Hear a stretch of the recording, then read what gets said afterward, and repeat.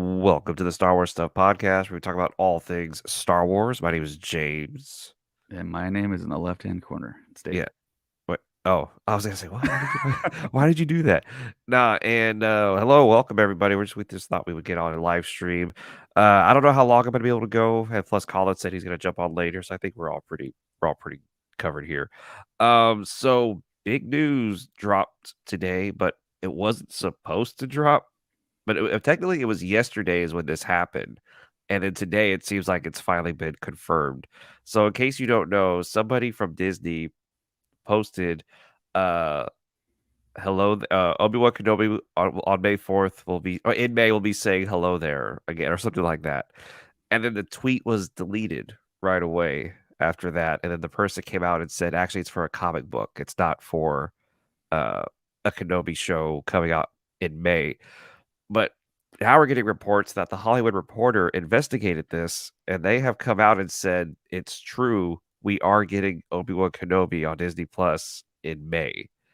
And David called it, of course. David's wise, because you were like, May 4th is on a Wednesday, and Disney Plus shows are all coming out on Wednesday. So, yeah, it's going to be May 4th. So, are you shocked that you were right, or are you surprised that you were right? No, the more I thought about it, I mean, it makes a lot of sense for it to come out in May because there's celebration in May. It looks like that's still planned on happening. But Colin did bring up an interesting point when we were chatting about it over text that it could possibly premiere at Celebration. So that's Oh, a wow. possibility. So, I mean, Uh, it seems like Disney and Lucasfilm are notorious for not giving us something huge on May 4th. I mean, they gave us the Bad Batch last year. Yeah, it seems like now May 4th, they're finally embracing what to do on May 4th because I think these past few years, they've seen the massive just like love for Star Wars on that day. Twitter, like everyone's talking about Star Wars. May the 4th be with you. So it makes sense that they are embracing it. And plus, now you have, I mean, I don't know how much say he has over it, but now you have Dave Filoni in charge of the executive creative at Lucasfilm.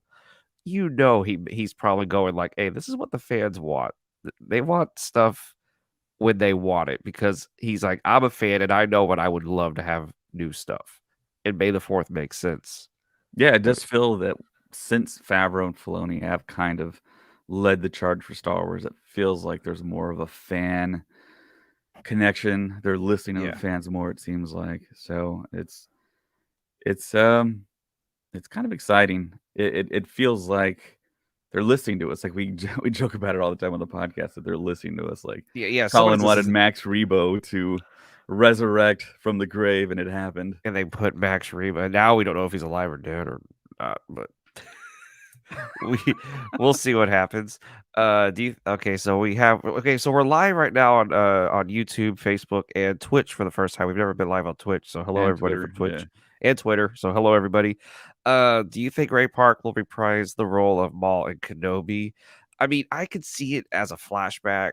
I Right. could see maybe they're gonna because right now it's not retcon because it makes sense that Anakin and Obi-Wan fought each other between that time.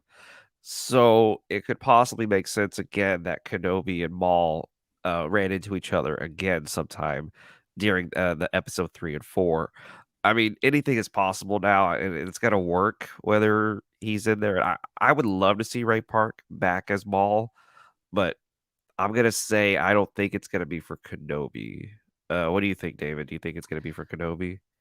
Well, when I met Ray Park in person, he was here in San Oh, whoa, whoa, Antonio. whoa, whoa, whoa. Okay, all right, here I he goes. got I got in line. It was an autograph line, Yeah, so I got in line, and he was signing for the person in front of me. And I'm wearing the nice, shirt too. That's really funny. perfect timing. Perfect timing. Anyways, And he was signing, and there was like a pause in between them speaking. And I said, "Hey Ray, are you going to be in the new Crimson Dawn series?" And he just like looked at me and like didn't say anything. I was like, "Oh, did I catch something there?" But I mean, that still hasn't. I don't think there's been any traction on that yet. But like you said, I think there definitely could be a very good possibility that he does show up in Kenobi as a flashback, like you say. But have we gotten a lot of flashbacks where we've already seen them in animation?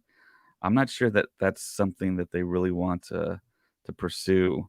And I know it's Deborah Chow, and I Yeah. don't know who the showrunner is technically for it. Yeah, because we still don't know who wrote the scripts, who, like, is getting the like, because it's not Favreau, right? Favreau's really not that much involved in Kenobi, is he? I don't think so. They went from initially having, I think what we later found out was they had the script for the film that they were going to do. Yes, yes, that's And right. when Kathleen Kennedy hit the stage at D23 with Ewan McGregor, she said that they already have the scripts. And at that time, I don't think they had the TV streaming scripts. They had the script for the movies or Yeah, the movie. And I think after that, they had to kind of parse it out and try and make it a TV show. And someone wasn't satisfied. Then they got new writers, and then those writers didn't work out. Then they yeah. got newer writers, and then finally, I think they hit their stride. And Yeah, it seems after the success of The Mandalorian, Disney finally allowed Lucasfilm to slow down instead of just saying, "Okay, we need to keep going, who cares?" And I think that's what they wanted was just for them to say, "Hey, can we just please not rush things out? Like, look what happened when we took our time with Mandalorian. It was great." So I think finally now going forward, and that's why Book of Boba Fett is so freaking awesome right now. And that's why Andor and Kenobi, these things have been in production for a while. So I think it's a whole new side of Star Wars we're gonna start to see. Um, but it is kind of crazy that I don't know that we are gonna get Kenobi, but yeah, like we said with Ray Park, I don't think we're gonna get him in Kenobi. But well, it would be cool if he comes back somehow in a future project, because at this point, Kenobi is. I mean, Maul is still in charge of Crimson Dawn during this timeline, right? Or because they well, haven't. I mean, he died in Rebels, Yeah, so yeah. So in Rebels, Kenobi was already really old.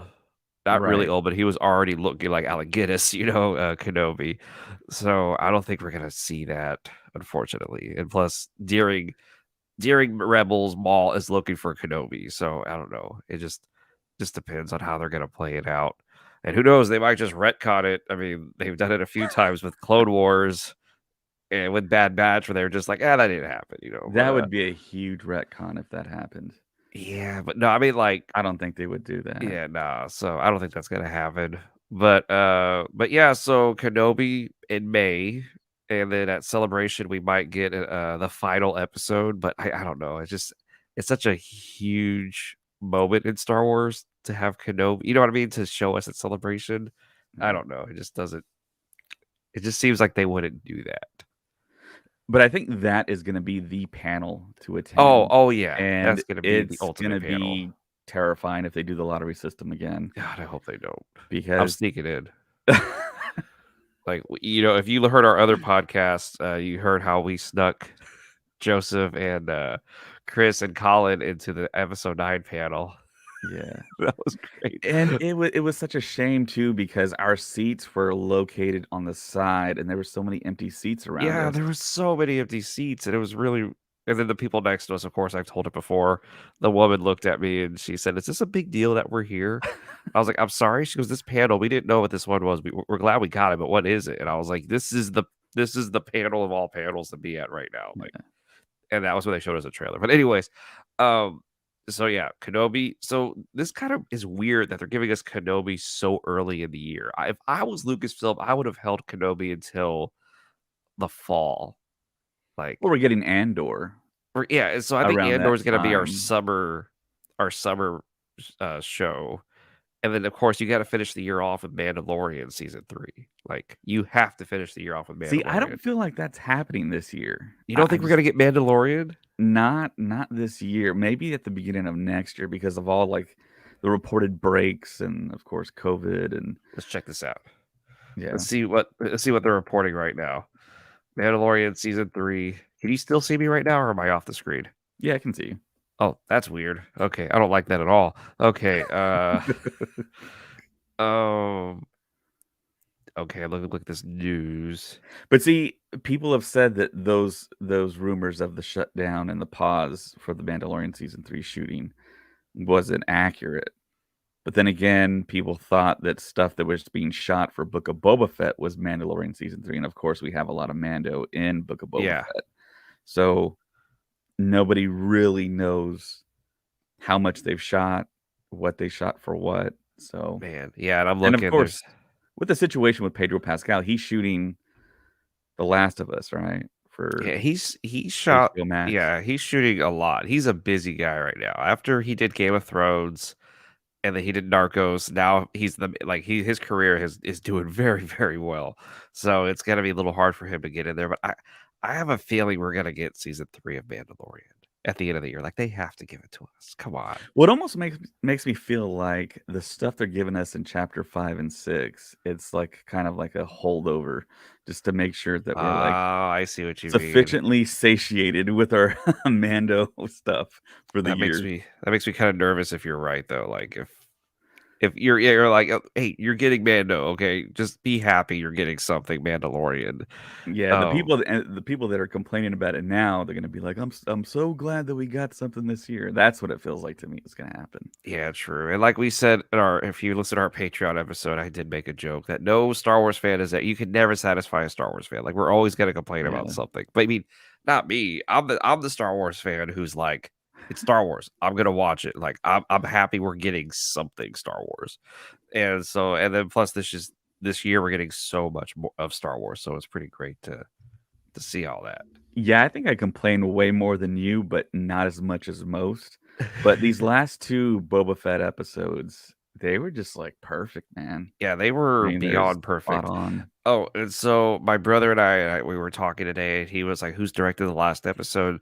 And it's we don't know how accurate it is, but IMDb is saying Rodriguez is doing episode 7, that he's directing the last episode, which it does make sense that he would do the last one since he did the first one.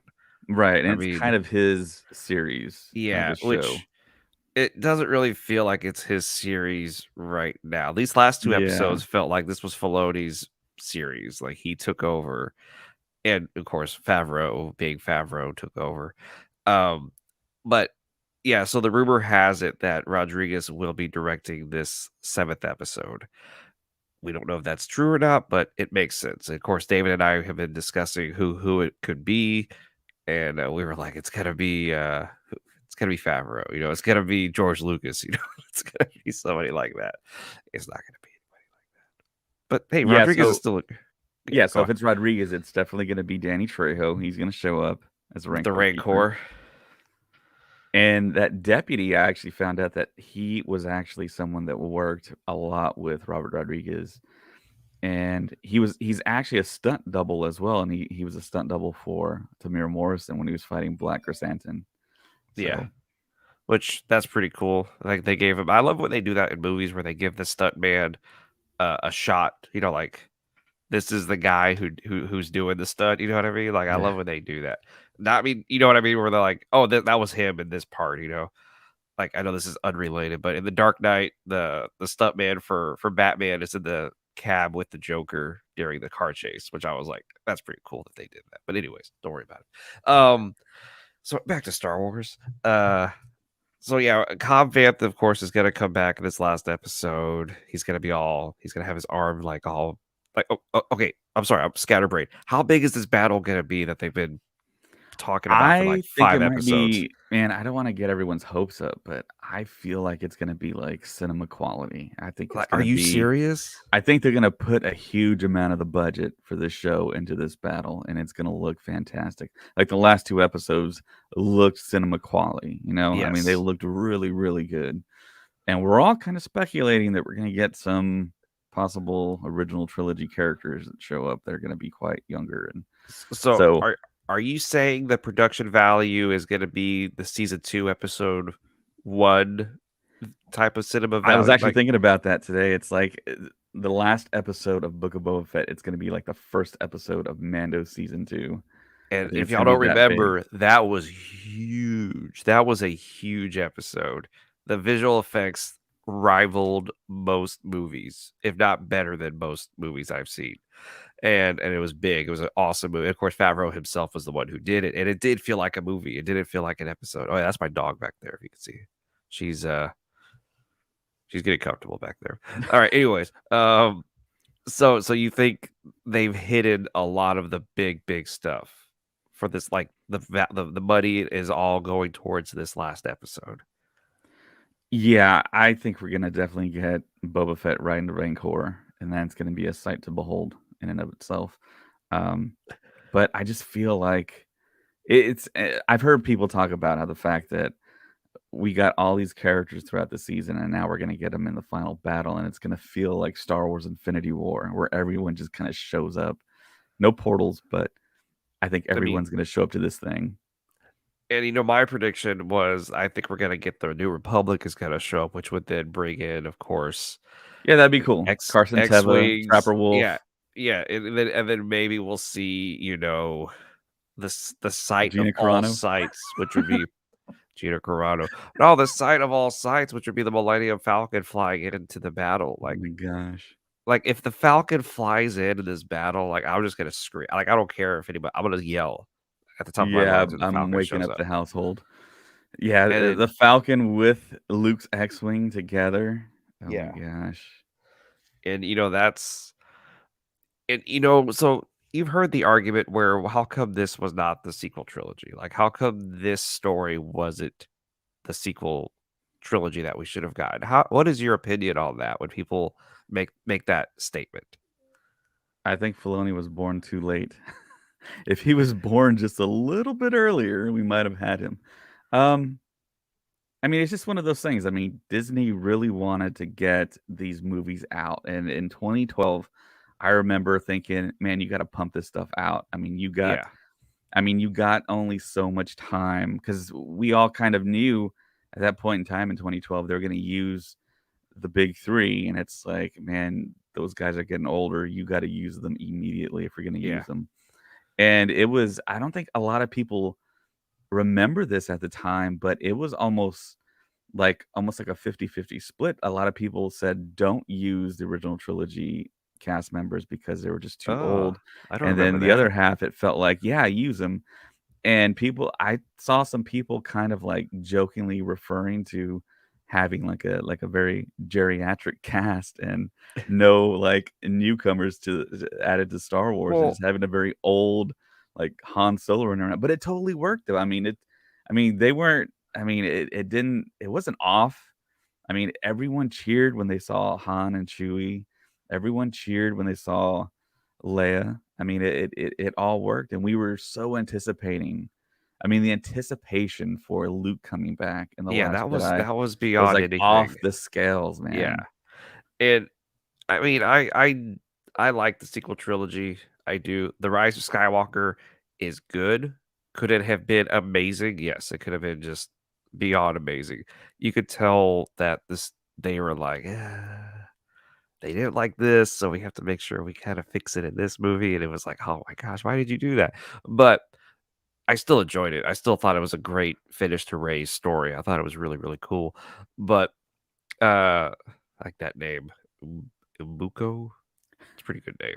But I like what they're doing with this plot line, which is they're bridging the gap between 6 and 7. They're giving us the Clone Wars, but with Mandalorian and Boba Fett, like which that's amazing. Like, like if George Lucas had the money and the technology, he probably would have done this in the early 2000s. What we're doing with this is having it live action, but having it to where he could make the story he wants to make as quickly as he can and then get it out there. And but then another part of me is also looking at George Lucas when he was a kid and when he used to watch those cartoons on Saturday mornings and being like, "Oh, that's what I want Star Wars to be," which is what Star Wars was always to him was a Saturday morning serial. Mhm. But I'm digging what the Mandalorian is doing, and I've heard people say like, "Oh man, they're trying to do away with the sequel trilogy with Mandalorian and Book of Boba Fett." I was like, they're literally like Yeah, tying bleeding into it. into it. Yeah. Like, there's so many things in Mandalorian and the Book of Boba Fett that I'm like, "Oh, yeah, that makes sense because later this is gonna happen." And in this episode, Filoni was like, "Oh, yeah, that's the temple that, in the movie that most of the people hated. That's the temple that's gonna be destroyed." And then you pointed out something, which was when the Kamtodo uh, explodes and it dissolves into Mhm. the temple. It looks like the temple is on fire, the same way that it Right. looked like in The Last Jedi. And I was like, Yeah.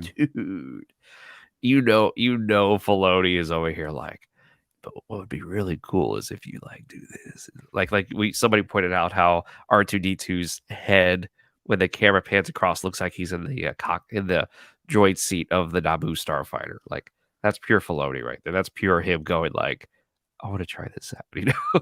But Yeah. I, That's the that beauty of makes me. Star Wars, man. What's up? It's so that's the beauty of Star Wars. It's so deep. I Oh mean, yeah, if you just look into it, and I mean, there's nothing that happens by like happenstance or coincidence. yeah, It's all everything pretty much has like a meaning, and yes, it seems like most people sometimes people reach a little bit, but oh I yeah, mean, for the most part, I mean, it's all done kind of for especially under Favreau and Filoni. I mean, these guys, I mean, they're just kind of taking out the toy box, playing in the and sandbox, I and I doing it always right.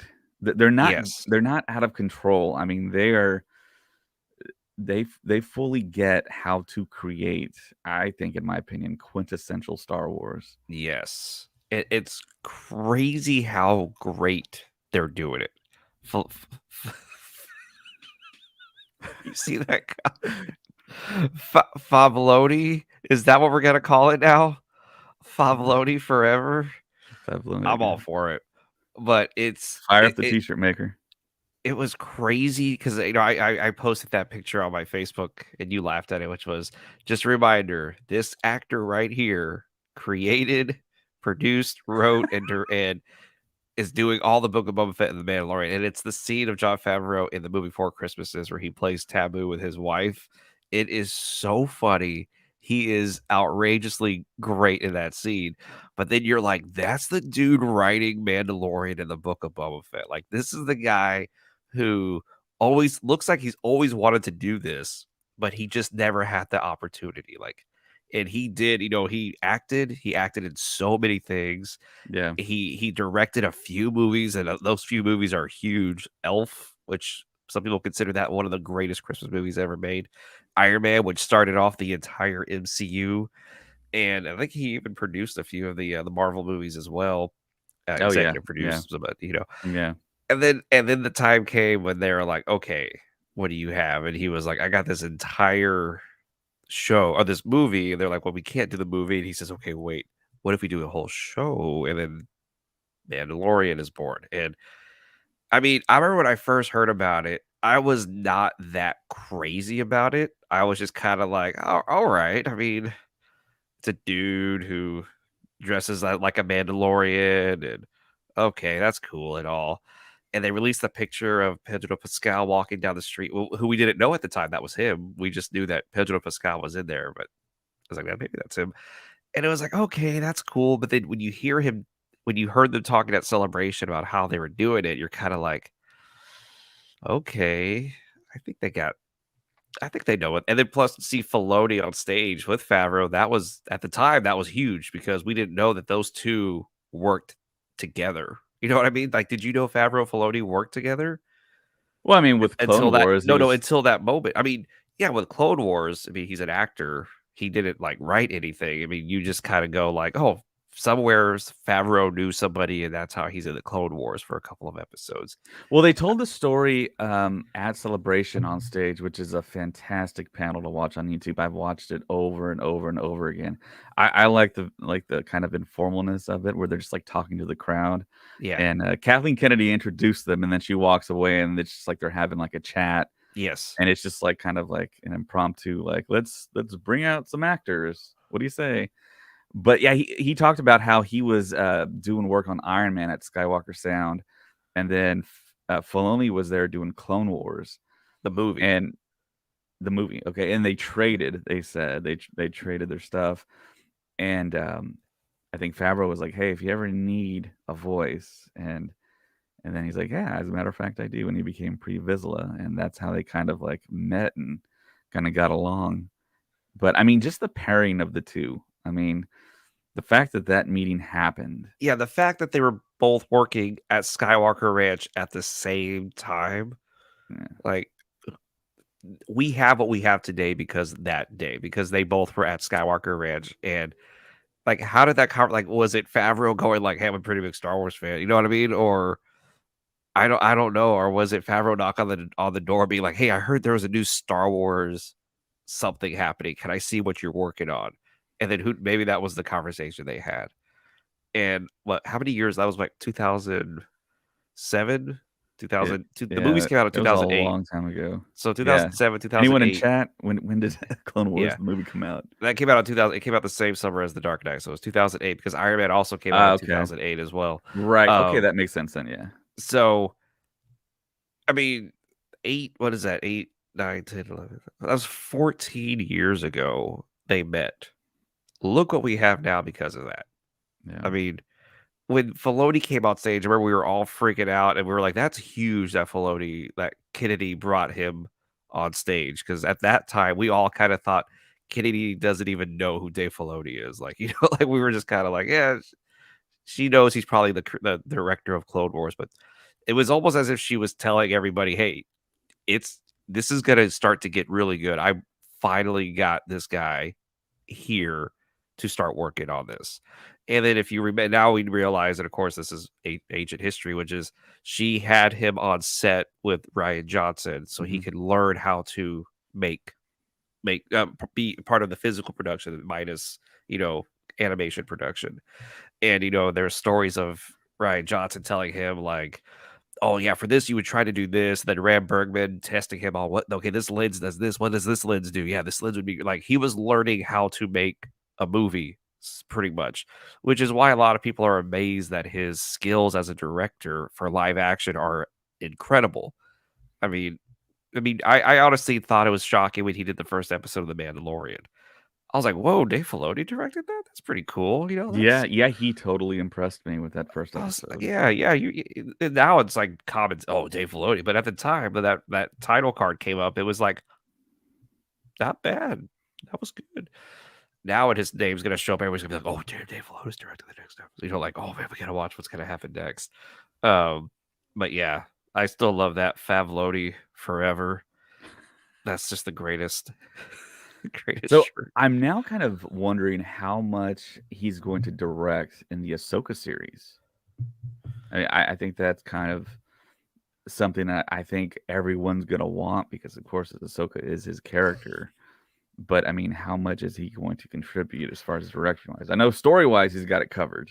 Yeah, It's story just wise, he probably has the entire arc done of what's gonna happen in Ahsoka. right. I think he may go the route of Favreau, which is he's gonna hire some really great directors that he knows, that he trusts to do it. I mean, you know for sure certain he's gonna bring Bryce Dallas Howard in. You know for certain he's gonna probably bring. I mean, I don't know who else he's gonna bring, but we all know Bryce Dallas Howard's gonna, of course, direct an episode of Ahsoka.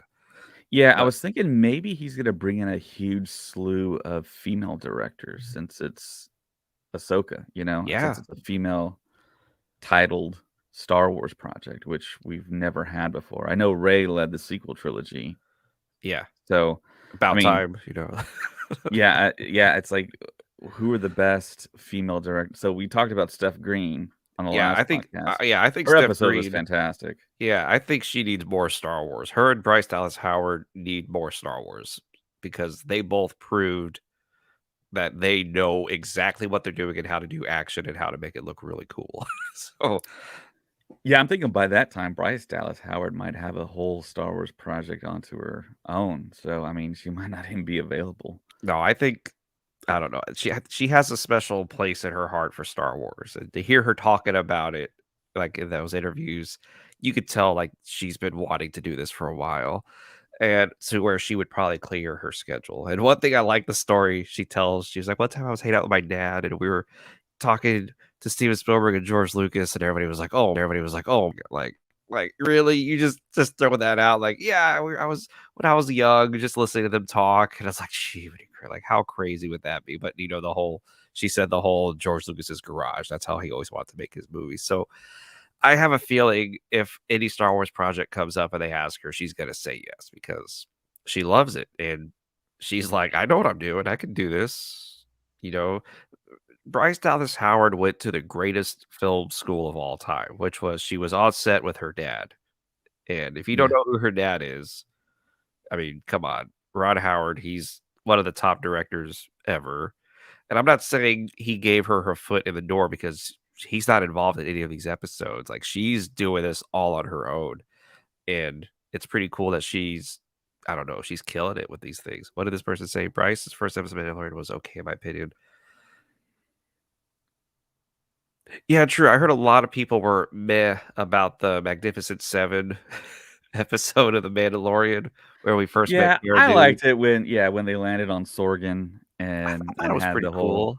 and then people compared it to, "Oh, they already did this in the Clone Wars animation." So, yeah, I mean, kinda, but, I mean, it's just one of those things. I thought it was a really great episode. I mean, And plus, it's they the Seven Samurai, like, you know what I mean? yeah, So it's one of yeah. those things where if yeah. But yeah, and then her next episode in the she did Mandalorian season 2, which was the episode where we've got to meet, The Heiress. Bo-Katan. Yes. Yes, that one was really cool. Yeah, That that was a one was really really cool good. Yeah. episode. And then, of course, then she did this one. I remember at the end when it said her name at the end of episode, chapter 5, I was like, "Oh, crap." I was like, she flawlessly directed that episode. Like, that was just beautiful to watch. And everybody went crazy once they saw her name at the end of it. Yeah, and speaking of Bo-Katan, there was, like, a story about her getting her own series, and Oh, I'm god. not quite I'm sure. not too I didn't hear crazy. anything kind of concrete on that, but, I mean, everyone reporting it, it seems like everyone would be in favor of having a Bo-Katan type of show, but I think Bo-Katan is actually gonna really come up huge in The Mandalorian season 3. I mean, she might be one of, like, the villains of that show. I'm not sure, but It's gonna be kinda shocking to see if they go that route with her because they do kind of introduce her at the end of season 2 of Mandalorian that her and Din are gonna kind of clash, and then, of course, we hear about her in Book of Boba Fett, so it's like, man, there's a lot going on that they could bring up, and her getting her own show, I don't know if that would be as successful as what we're well, I getting mean, now. it wouldn't just be her. I mean, that you could go back into the whole lineage of the Mandalorians, and you could do something I think pretty epic. I mean, and Yeah, along the lines of maybe even kind of like going back like all those thousands of years or whatever and show the beginnings and show like a Tar Vizsla kind of flashback type of yeah, sequence and him with the way back then with older Jedi and seeing how it came to be that I mean there's so many possibilities. I mean a lot of stuff was covered in the Clone Wars yeah. and like I was saying before, I'm not sure they want to bring in the animation and kind of realize it in reality. But I mean, there's a lot of ways they can go. I mean, she's still existing right now in the current timeline of shows. So what is she doing right now? They could explore that. Yeah, it is kinda weird that she's not I don't know, that she's not hunting Din Djarin right now for the for the dark saber, you know, because that's all she wants right now is Yeah, that. yeah. But, I hope I mean, it'd be cool she got her own show, but at the same time, I'm like, "Ah, I'm okay with her not having her own show." Of course, the only thing everyone wants to see is Kenobi. Like, that's it. That's all of us wanna see is Kenobi. Yeah, and I think a lot of people forget about the cast of Kenobi. I mean, you got, of course, Ewan McGregor, Hayden Christensen, but then you have Moses Ingram, then Joel Edgerton reprising his role as Uncle Yes. Owen, and then Bonnie Peace is going to come back and play Aunt Beru, who was in episodes 2 and 3, and Kumail Nanjiani. I think people are forgetting about him. He's in it, Oh, and yeah, that's right. also O'Shea Jackson Jr. And he actually just did an interview where he just kind of gushed about being on set and seeing incredible things and being a huge Star Wars fan and Didn't just he like thanking everyone that he was actually there. didn't he release something where they were like, no Obi-Wan Kenobi trailer today, and he was like, "Yeah, where's the Kenobi trailer?" Like, even he was mad that there's no Kenobi trailer, you know what I mean? That's how you know he's a huge fan. Okay, so speaking of trailers, I Uh-oh. know that there's going to be a Disney Plus commercial for the Super Bowl. and what I've heard was they're gonna have Oh, footage jeez. for all the upcoming Disney Plus shows this year. I mean, you gotta have Kenobi, right? I You mean, that's one of have the to big have ones. Kenobi. So I'm thinking that during the Super Bowl, we're gonna get a Disney Plus, like, essential Oh trailer my as a gosh. commercial, And we're and gonna of see our course, it's first clip. Disney that has, like, tons of money because those Super Bowl spots are, like, millions of dollars. Millions of dollars, yeah. So we might see a snippet of a couple things because, I mean, how many shows they got for, like, Marvel? Like, 5 or 4 or Yeah, they something have a this year. lot, but So, y I y mean, and then we got Bad Batch, Kenobi, Andor. Everyone's sleeping on Andor, it seems like, but everybody's yeah. sleeping on Andor right now. Someone said, Like, "I will die." I will die. Yes. If it okay, like, I'm gonna watch the Super Bowl just and you know what sucks about it? I mean, this is I don't guess it sucks, but how crazy it's gonna be just a second, 1 or 2 seconds of Ewan McGregor as Kenobi, but I have a feeling. it's gonna break the whole freaking internet. I have a premonition. It's gonna be Kenobi clashing sabers with Vader, like, really quick, and we're gonna see that for the first time. That's what it feels like to it's gonna be that concept art they showed us in that little teaser trailer Yeah. come to life really quick and then jump to something else. Kid and then it's gonna end with Grogu, like, Grogu is making Disney so much freaking money right now. Yeah. Dude, if they showed that clip, like, I'm gonna watch that clip over and over again, like, that's gonna I'm gonna be like I was when episode 3 came out, and I just kept watching the trailer over and over and over again.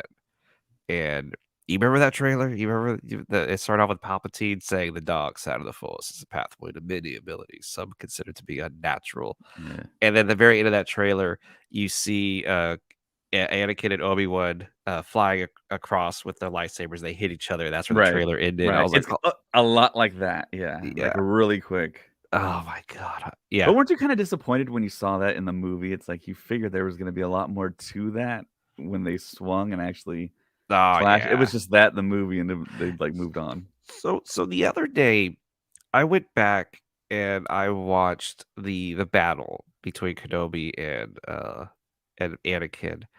And for some odd reason, it is so much better now than it was when I first watched it. I think in my head, I had this battle so hyped up in my brain that how I Yeah. wanted it to look. Because this battle you'd heard about for a while that they clashed and then Anakin got thrown into a pit where he burned. He put the suit on him, and so in my mind, I was like, "Oh my god, this is gonna be the greatest fight." And then I remember when it was over, I was like, "Oh, that kind of was just still disappointing." Like, okay, but I watched the beginning of it. Of course, everyone quotes, "I have brought freedom, peace to my new empire." Y'all do, that whole Yeah. scene and the build up, and then the lightsabers turning on, them fighting, and then John Williams' freaking score playing. What was that? Battle of Heroes. Da, da, da, da, and I was like, "Oh, this is beautiful. This is just great." Like, I can't. Why was I not hyped when I was what? How old was I? I don't even remember how old I was. Like 16, 17 years old. Like, why wasn't I freaking out about this when I was that old?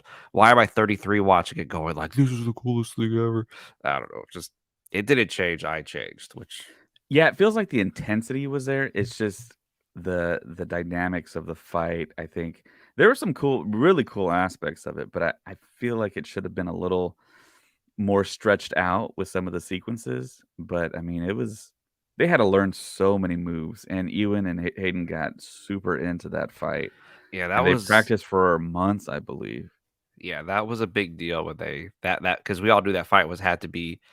But it and at the time, now of course we're getting all of this, but at the time, for a while, that was maybe considered the last lightsaber fight we were ever gonna get, was that fight between Anakin and Obi-Wan.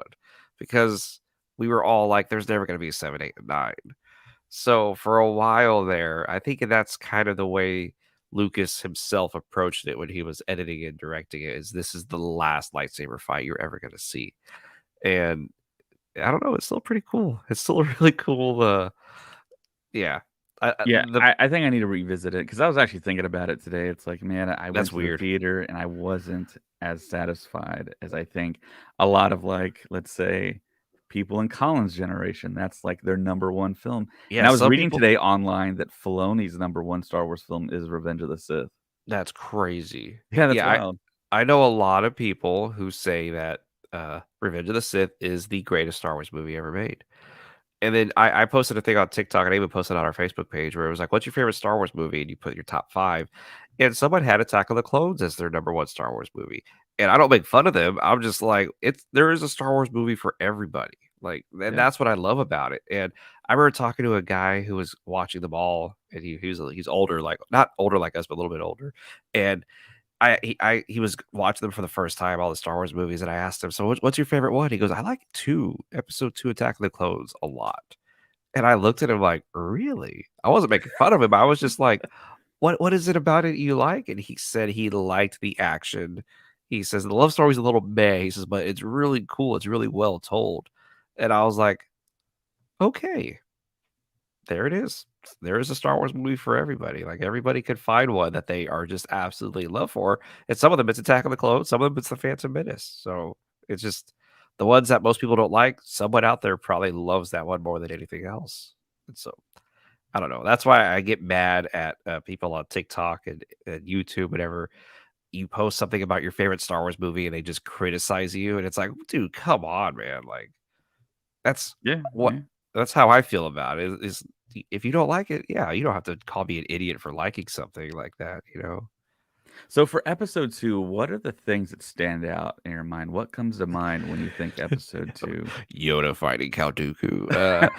Um, I think of the arena battle and the whole last, like, 35 to 40 minutes of Attack of the Clones is just like, "Really? This is good." Like, it is good.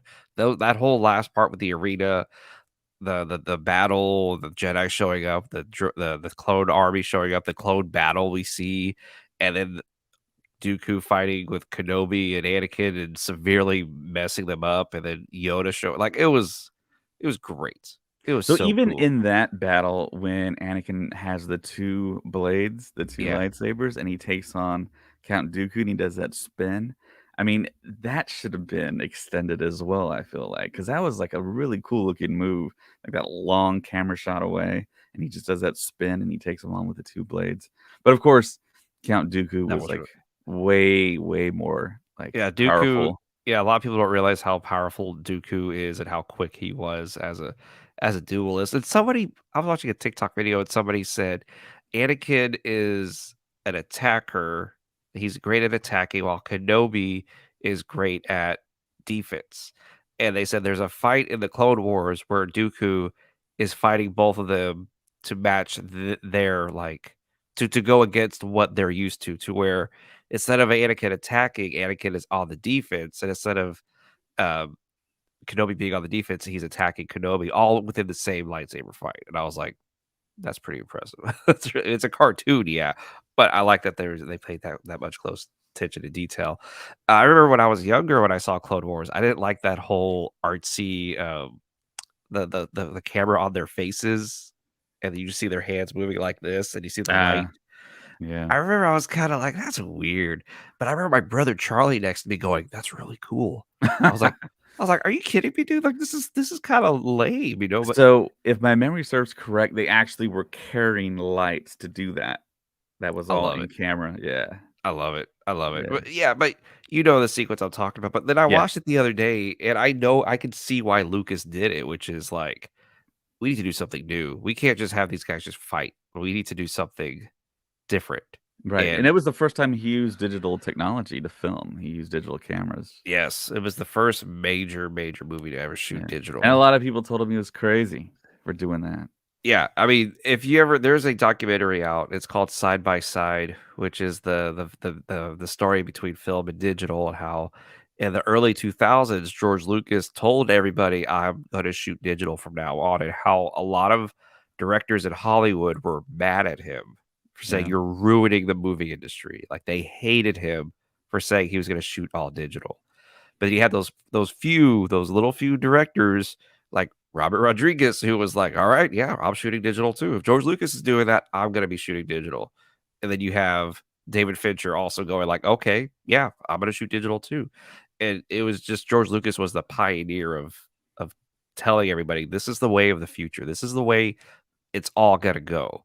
And now if you shoot film, you're kinda looked at like you're crazy. You know what I mean? Now if you shoot film But then, fun fact, all the sequel trilogy was shot on film, so it's just one of those things, like, I don't know. But we're talking a lot, and no one's talking to us. I'm kinda sad right now. No one wants to Talk to us, comment. somebody comment on this, please. Somebody say something. Watch, you're gonna So, look, there's, like, 2 people watching right now, and, oh, there's you 6 know people watching. oh, there's 6 people. Oh, thank you, Yeah, guys. across Facebook, YouTube, Twitch, and Twitter. I Well, think this is thank our y'all. first ever Twitch broadcast, so I guess I'm gonna check it out later, and we just finally got the capability. Something. Man, thank you so much. Thank you. Ask us a question. So I was, like, scrolling through TikTok, Oh, and I boy. saw something that said the most random cameo, and it was, like, Eddie Murphy running through running through an amusement park in Beverly Hills Cop 3, Oh, George Lucas. and then George Lucas was there. I don't know who Talk the about woman was, but he yeah, was like, talk "Oh, about man," he walks away. yeah, talk about random. Like, how did they convince George Lucas to do that? You know what I mean? That I've seen that clip, and it's just that's pretty funny. And then, of course, George Lucas and Carrie Fisher are kissing on the bridge in, the movie Hook. Uh, What? yeah. In the movie Hook, whenever they're flying out of London, they pass by a couple, and the couple starts to float up in the air and spin around. And they say that's George Lucas and Carrie Fisher. And I don't think they're actually making out, but like it's the two of them. But I've it never heard that before. they're so far away you can't even tell it's them. But of course Spielberg is like, oh, that's them. It's like, all right, yeah, sure, sure, whatever you say. Um, what else? What else? You know, it's cool at work. I can hear the music and they play the Indiana Jones theme sometimes, and I'm like, "That's right, Disney pretty much owns Indiana Jones right now." Like, they're gonna be making a new one. Mhm. That's pretty cool. Yeah. I What was you got? thinking since you do work at Disneyland, Yes. do you have you recognized Corey Burton's voice on the tram? Because apparently he's done a lot of voice work for the parks.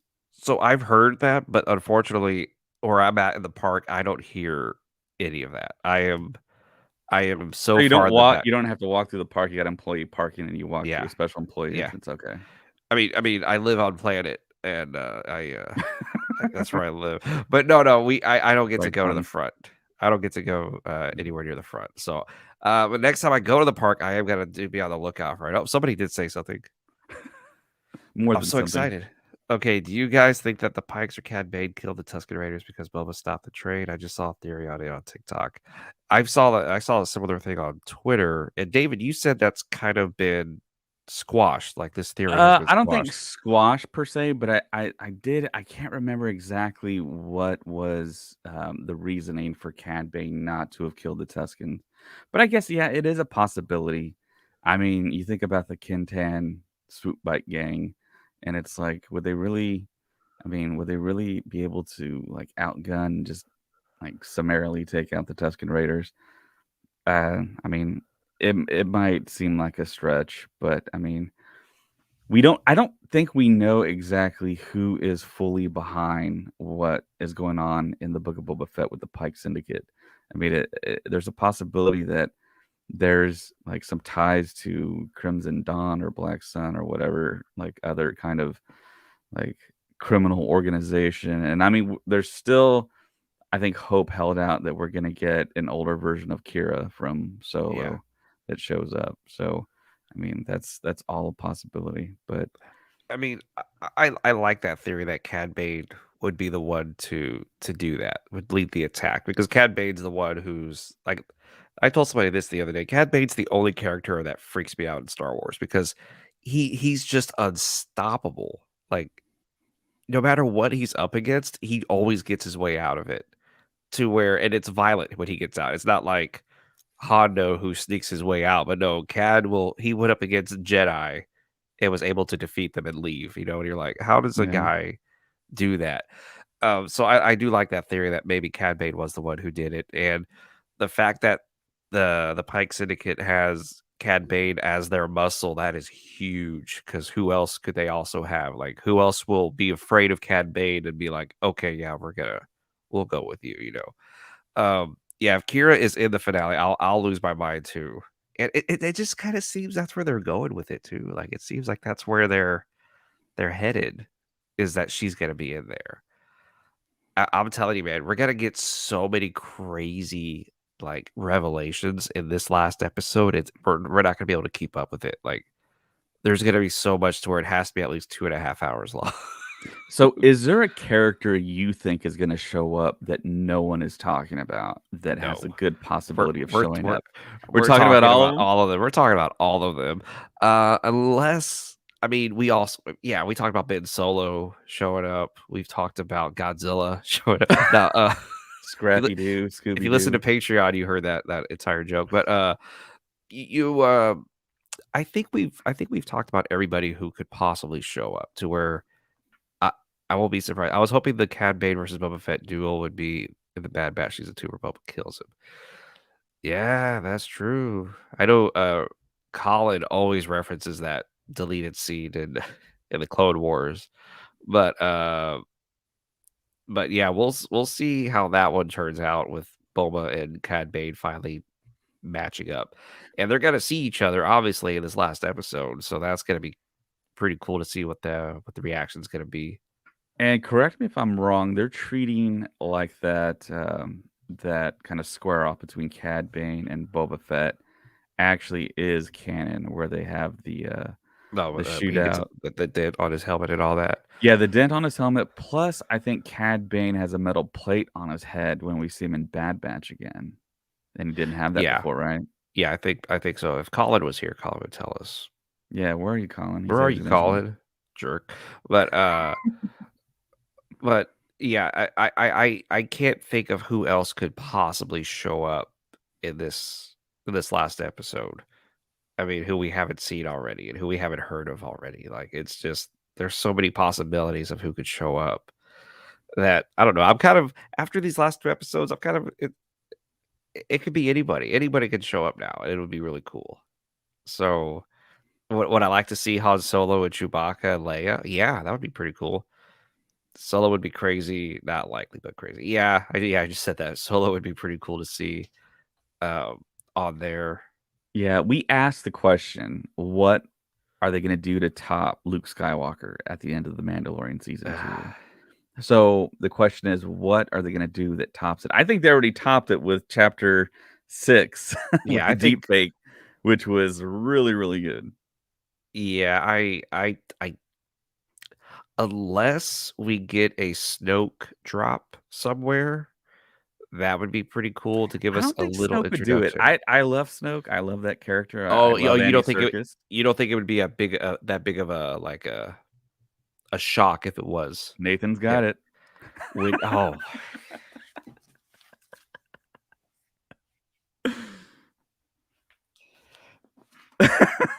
it's not Windu's dead, man. He's freaking dead.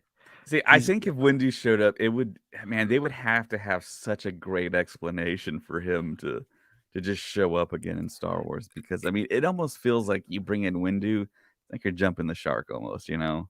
And yeah, we all know no. that Samuel L. Jackson is like really wanting to come back to Star Wars, but I mean, how are you gonna explain him like being away for that amount of time? And I it's never kind of saw weird. it would have to be bad. Yeah, but so I never saw the Fast 9 is what they're calling it now. The the Fast and the Furious saga, whatever the hell. But they brought back a character from Tokyo Drift, and Oh everybody yeah, was yeah. like, Han, yeah, I only saw the Justice first for 2 Han. I only saw the first 2, Yeah, Fast and the Fast Furious and movies, Furious. and I was like, Yeah. "I'm done." But I've heard so many people going like, "He was really dead," and then the movie was like, "Yeah, I didn't really die because this happened," and everybody was like, "This still doesn't explain anything." That's kinda what this would be like. If they brought Windu up, they should have it and yeah, if they brought Windu in, then the closing credits would be Windu going to the temple, and it would say, "The Book of Mace Windu," or something. Coming this Christmas. I don't know. I'm not looking forward to that, but I do think we will get this guy again. He may show back up, but part of me doesn't want him to show up. Part of me wants to kind of keep that a mystery until we get to season 3 of The Mandalorian. Like, there's a part of me that thinks the choice that we saw and that shot that we saw of Grogu and Luke That's it. We're not gonna see him until season 3 of The Mandalorian. I mean, it's a possibility, but I'm going towards that. What do you think? I mean, this show's breaking all the rules, you know? So I think that we're gonna get Luke swooping in the X-Wing with Grogu, and Grogu's gonna get out in the battlefield. He's gonna get shot in the mithril armor, and he, just like You're Frodo, you are he's full gonna of live. surprises, young one, young hobbit. Yeah, but see, ironically enough, like our most liked and shared tweet was a tweet I made about Mace Windu possibly showing up in the Mandalorian season 2 when we were all thinking, "Who's the Jedi that Grogu Oh contacted?" my gosh. Yeah, And everyone kind of flipped out then. that Windu, y'all probably remember this, it wasn't that long ago, but yeah, that Windu rumor was huge. Like, everybody thought that was going to happen, that Mace Windu was, like, gonna come back. I've had people say Cal Kestis could come in and help out in some way. See, I Yeah. thought that was more likely Oh, than yeah, I thought that was Skywalker at the way time. more likely. And I did What if post hoping that Luke was going to show up, and he did, which w was still shocking. so somebody we're not talking about, Thrawn. Yes. No one has Thrawn really could mentioned make him. Thrawn can make an appearance and scare the crap out of everybody that he's the one actually in charge of Crimson Dawn at this point. Like, that would be something to see Thrawn or even to hear his name pop up. Yeah, I think that would be almost equivalent to Luke showing up in the end. Yeah. Because, I mean, everyone's been anticipating him. And of course, when Ahsoka Tano brought up his name, where's Grand Admiral Thrawn? Everyone flipped out there. Don't do it. I know, but that just popped into my head right now, Nathan. But Like, Nathan, look, if you look at chapter 6, all the characters we got Luke, R2, Grogu, Ahsoka Tano. Who else we get? Cad Bane. Cad Bane. I mean, those are some heavy hitters. I mean, they're not going to leave off the series with chapter 6 being the biggest, like, shocking episode. Chapter 7 is going to have some incredible stuff, I think. And I think it's going to be like Infinity War. That's what it feels like it's going to be. So we predicted this in like season 3 of The Mandalorian. Now we're saying the show that's gonna do it. Like, we were thinking that, Book of Boba Fett, Ahsoka, and Mandalorian are all gonna introduce some crazy stuff to where it's gonna build up. I will leave this realm if that happens. Oh, I don't know, man.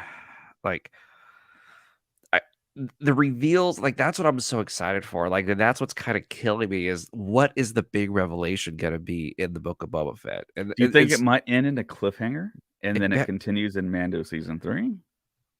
I think that's a possibility. But that see, people are pointing to the fact that there was an article written, I believe, on Collider that people were referencing the Book of Boba as kind of like a quasi Mando season 2.5. And that was yeah. like public knowledge. That wasn't like a leak or anything. So, and then of course, like the crew gifts were like very kind of Mando centric as well. So Yeah. it's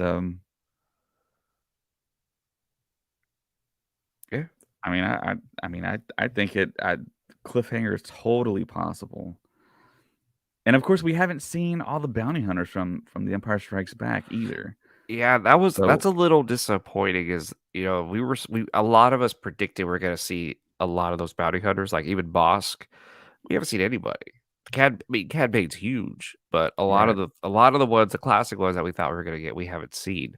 So what if episode 7 starts off with a ship landing and the ramp lowers and literally all the bounty hunters come out? And it's like, all right, here we Ugh, go. that would be awesome. Or what Bosk, if the Orlam, what if Zuckuss. the yeah, what if the opening is the shocker? Like, what if the ship lands, the door opens up, and then freaking Kira or Thrawn just walk out, and you're like, "Oh, like, this just got." Well, they've done it before with Ahsoka and Mando, so Yeah, true. And I don't know, I love that introduction of Return of the Jedi. I think that's one of my favorite openings of any movie where the ship lands, the ramp lowers, and you just see Vader coming down the ramp, and you're like, "Oh, yeah." They could do something like that with this, and I'd be really happy if they did. But and it almost seems like an episode 9 thing where it's like they have to hit the ground running as soon as this show starts. There's no time for like, oh, we gotta go to this way. We're gonna pay attention to no. It's almost like this episode has to just nonstop the whole way. I mean, is that how you feel about it? If it's a shorter episode, if it's like under 52 minutes, yes. But see, I have a feeling that they're gonna go longer than an hour, and I don't think any one of the episodes have been longer than an hour. Has there No, been an they episode? It's like the 58 minutes, I think there was, but that's including the credits too. So the credits are so long. But yeah, the yeah, but they have to be though, because they do give credit to all the other voice actors who dub over, you know, the other Disney Plus, shows around the world. But if they go over an hour, that's gonna be so cool. Like, as soon as it drops, I'm gonna just check the time, like, right away. Like, how long is this thing? Like, how long is and it's such a weird feeling to know that the whole show is there, right? Like, so back in the day, some of you don't know this, but back in the day when a show came on, you watched it live. It's so bizarre knowing that as soon as I hit play, I can just fast forward to the end to see what goes on. You know what I mean? ugh. I can fast forward halfway through to see what's happening because it's already there. So it's a weird power that you have that you're like, no, just watch it, just and then see how long it is, and just keep going. Don't stop anything. Man, what do you think the chapter is going to be called? The Return of Grogu. That's it. That's it. Just the Return of Grogu. I have no idea. I haven't even thought about that. What I was gonna ask you though, when did you know that there was going to be an end credits sequence for Mando season 2? I think it was because I can't remember what it was that like Like, how did hit people me. find that out? I didn't know about that. I think Colin knew about it. We did a live reaction on YouTube, and he was like, "There's an end credits," and I'm like, "What?" And he's like, I "Yeah, you got to think stay watching." I think for me it was like there has to be more. You can't literally just end it with the elevator shutting and that's it. Like there has to be Yeah, something a little bit extra at the very right. end.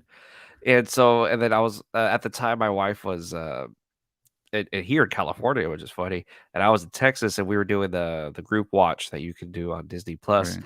and she was devastated, of course, and so was I that Luke took Grogu away. And then I was like, "Is there more?" And we fast forwarded, and then she was like, "I don't care about Book of Boba Fett." I don't care. She could care less. But me, I was just like, "Oh my gosh, they kept this a secret. Like, this is ridiculous that they kept this a secret." And even Favreau the next morning, when he's on Good Morning America, he said, "Yeah, we asked Lucasfilm and Disney not to announce it at the shareholders meeting, which was like that previous like Sunday or so. It was like Yeah. it was right there. They could have easily announced this, but he asked them to keep it a secret so they could announce it for Disney Plus. I mean, are we gonna get another post credit? And now it just seems like you have to do a post credit scene. It's like Well, it's with like the Super Bowl around the corner and the fact that we're probably going to get some footage from Kenobi, it's like, do they go through with maybe a teaser for that somehow? I mean, but of course, the Book of Boba Fett was connected to the the Mandalorian. Mandalorian. Yeah. What if we get an Ahsoka teaser? Oh, yeah. I mean, if Thrawn doesn't end up being an actual show, I mean, we could maybe see something Thrawn centric at the very end in an end credits. What if it's Ezra? That'd be pretty huge. If it's Ezra running away from something. I don't know, Man, man.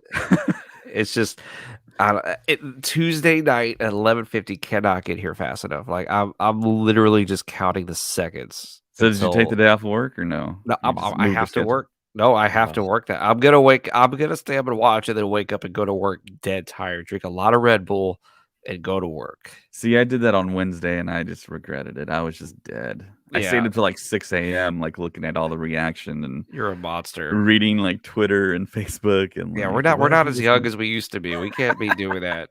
I mean, you're a little bit older than me, but at 33, I can't do that stuff anymore. Yeah, But I'm about reaching. Well, I mean, what I did was once I got home from work, I went to bed and I set my alarm for like a 1:50 because it feels like that these shows are like creeping like closer and closer to like the 1:30 time range almost because I mean Yeah, we all hit the server simultaneously.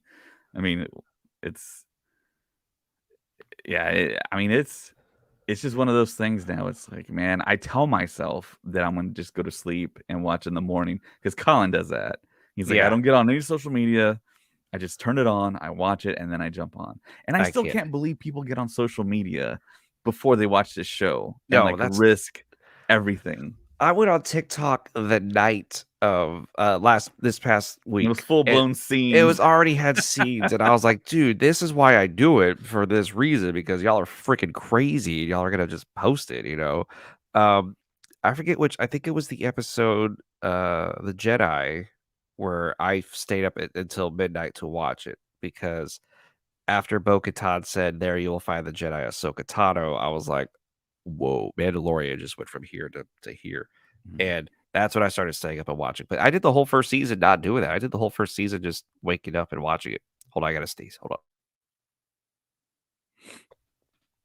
Bless me. Sorry. But Yeah, listen.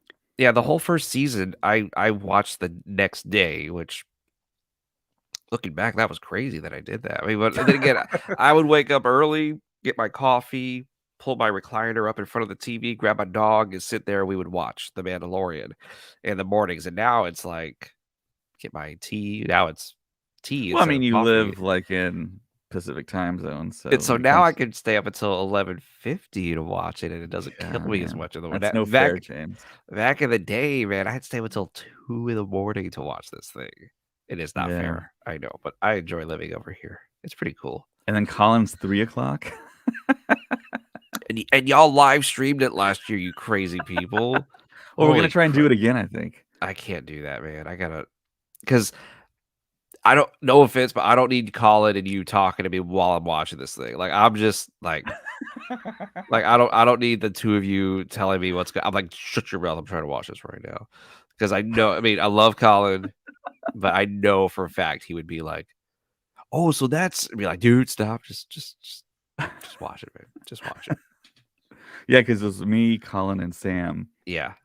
But I mean, it was cool because I mean, Luke showed up, and I'll never forget Colin going, David, David, it's happening.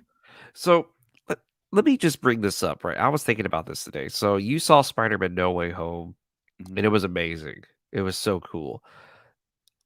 But do you think it would be that cool again watching it, knowing what happens at the end of the movie?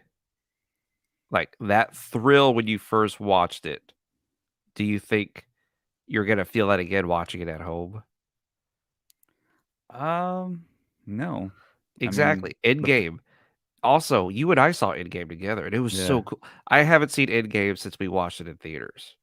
That is a fact. really, Yeah, because it's never gonna match how oh, it felt when I first watched it.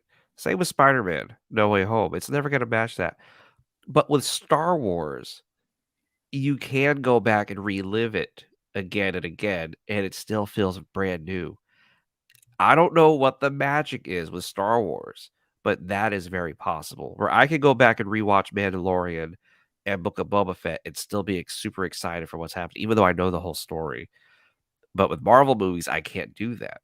Is it because I'm a bigger Star hmm, Wars fan, or is it probably. because Star Wars has some secret magic voodoo that we don't realize, and they're making it fun for everybody?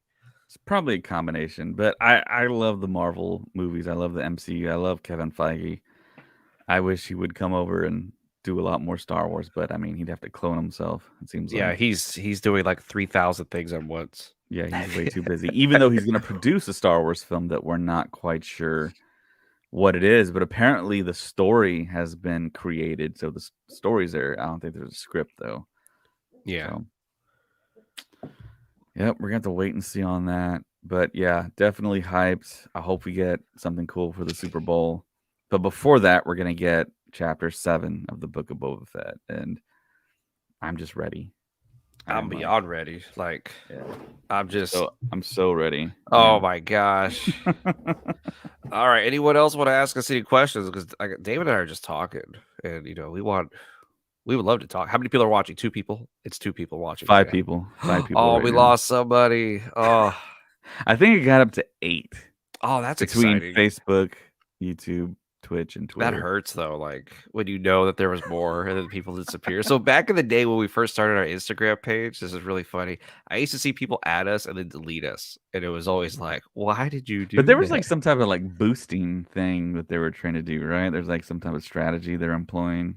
Ooh, like other people, when they would do that? Yeah.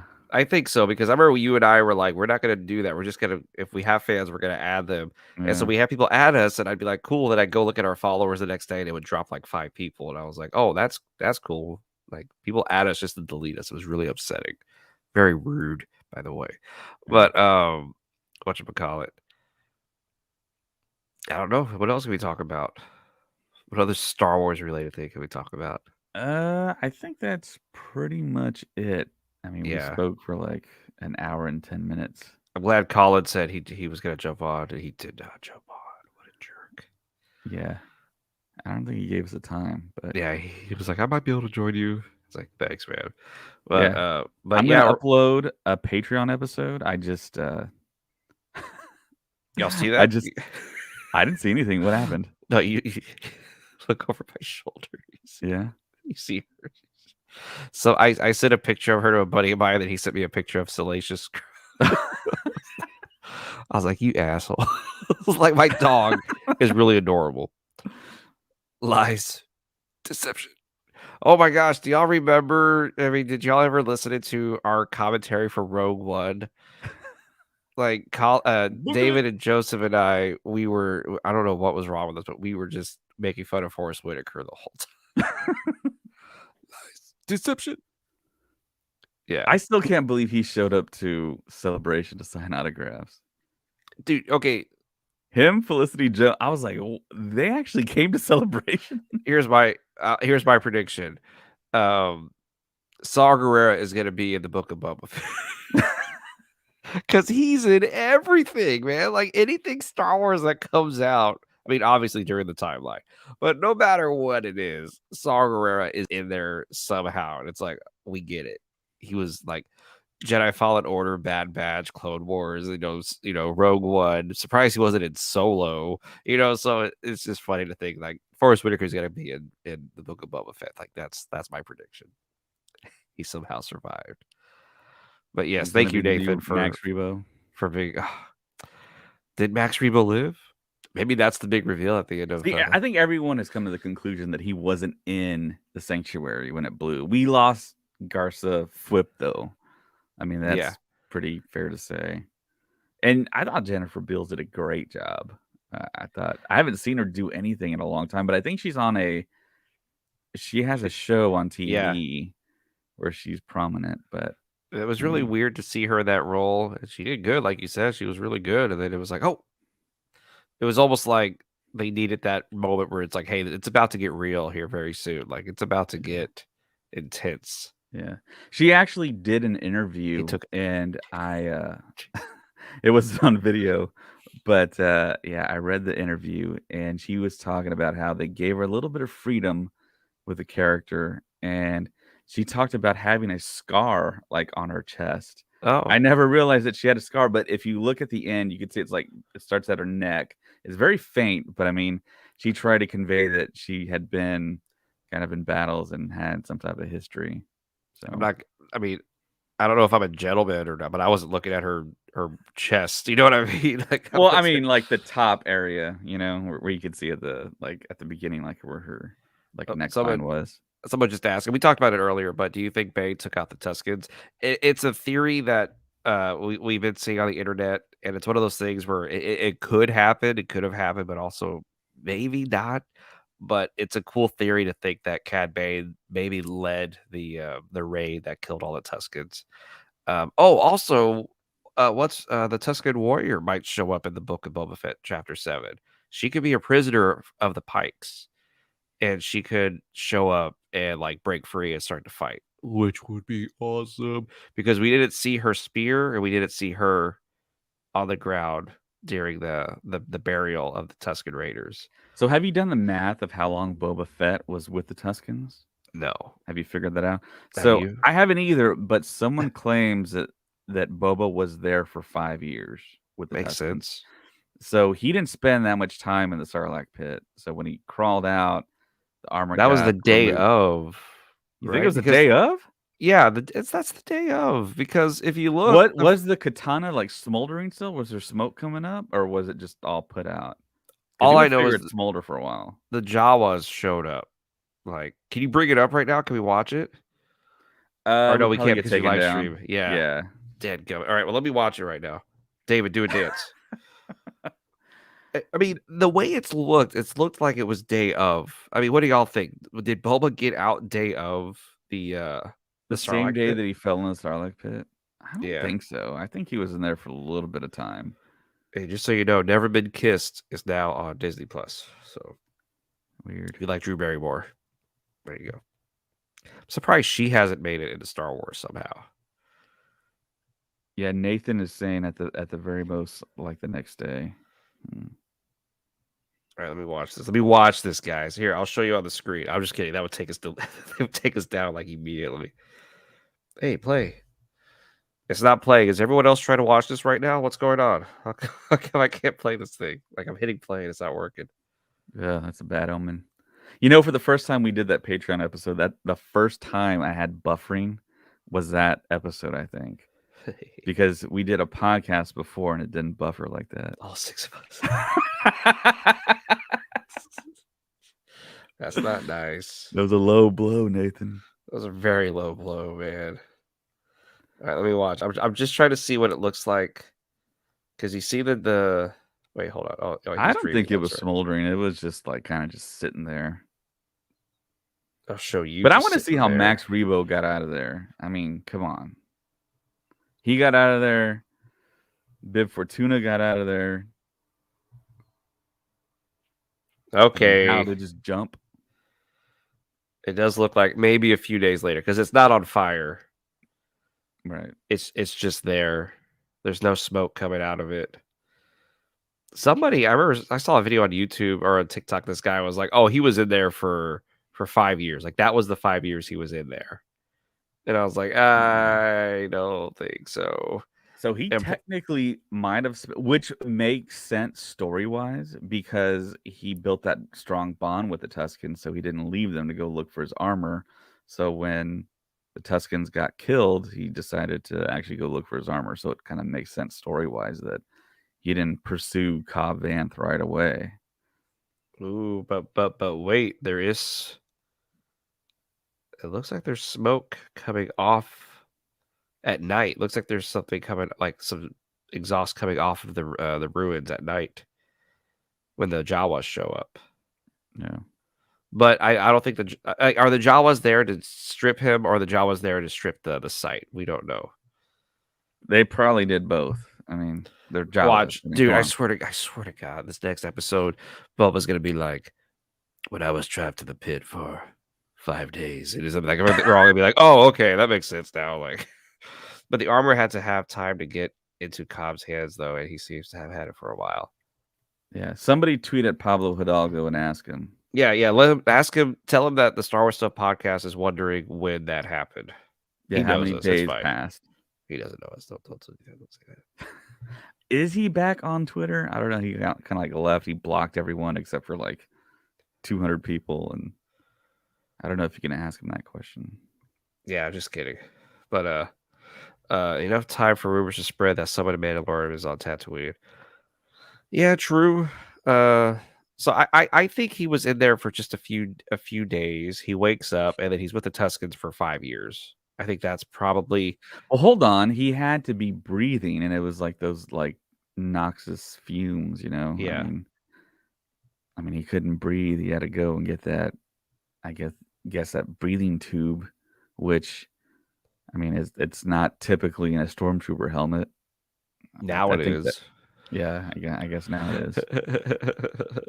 but But yeah, so I think soon we will get the answer to how long he was in the pit. And you know what was funny? Like back in the day when you and I first were like talking about Book of Boba Fett, like when the first episode started, I was like, man, we're not gonna get the final like reveal of how he got out until the last episode of the Book of Boba Fett. Scene one, shot one, he gets out of the Sarlacc pit. It's like wow. Yeah. But Man, it's hard to think back to what they showed us in those first episodes. yeah, it's Like, almost what like the a whole sequence. yeah, it's almost like a whole other show right now. Yeah. It's like a whole other, because no way. No What's way. up, guys? Oh my gosh. Like, hold on. Welcome back to All Things Max Rebo. My name is Colin. I'm just kidding. What's up, guys?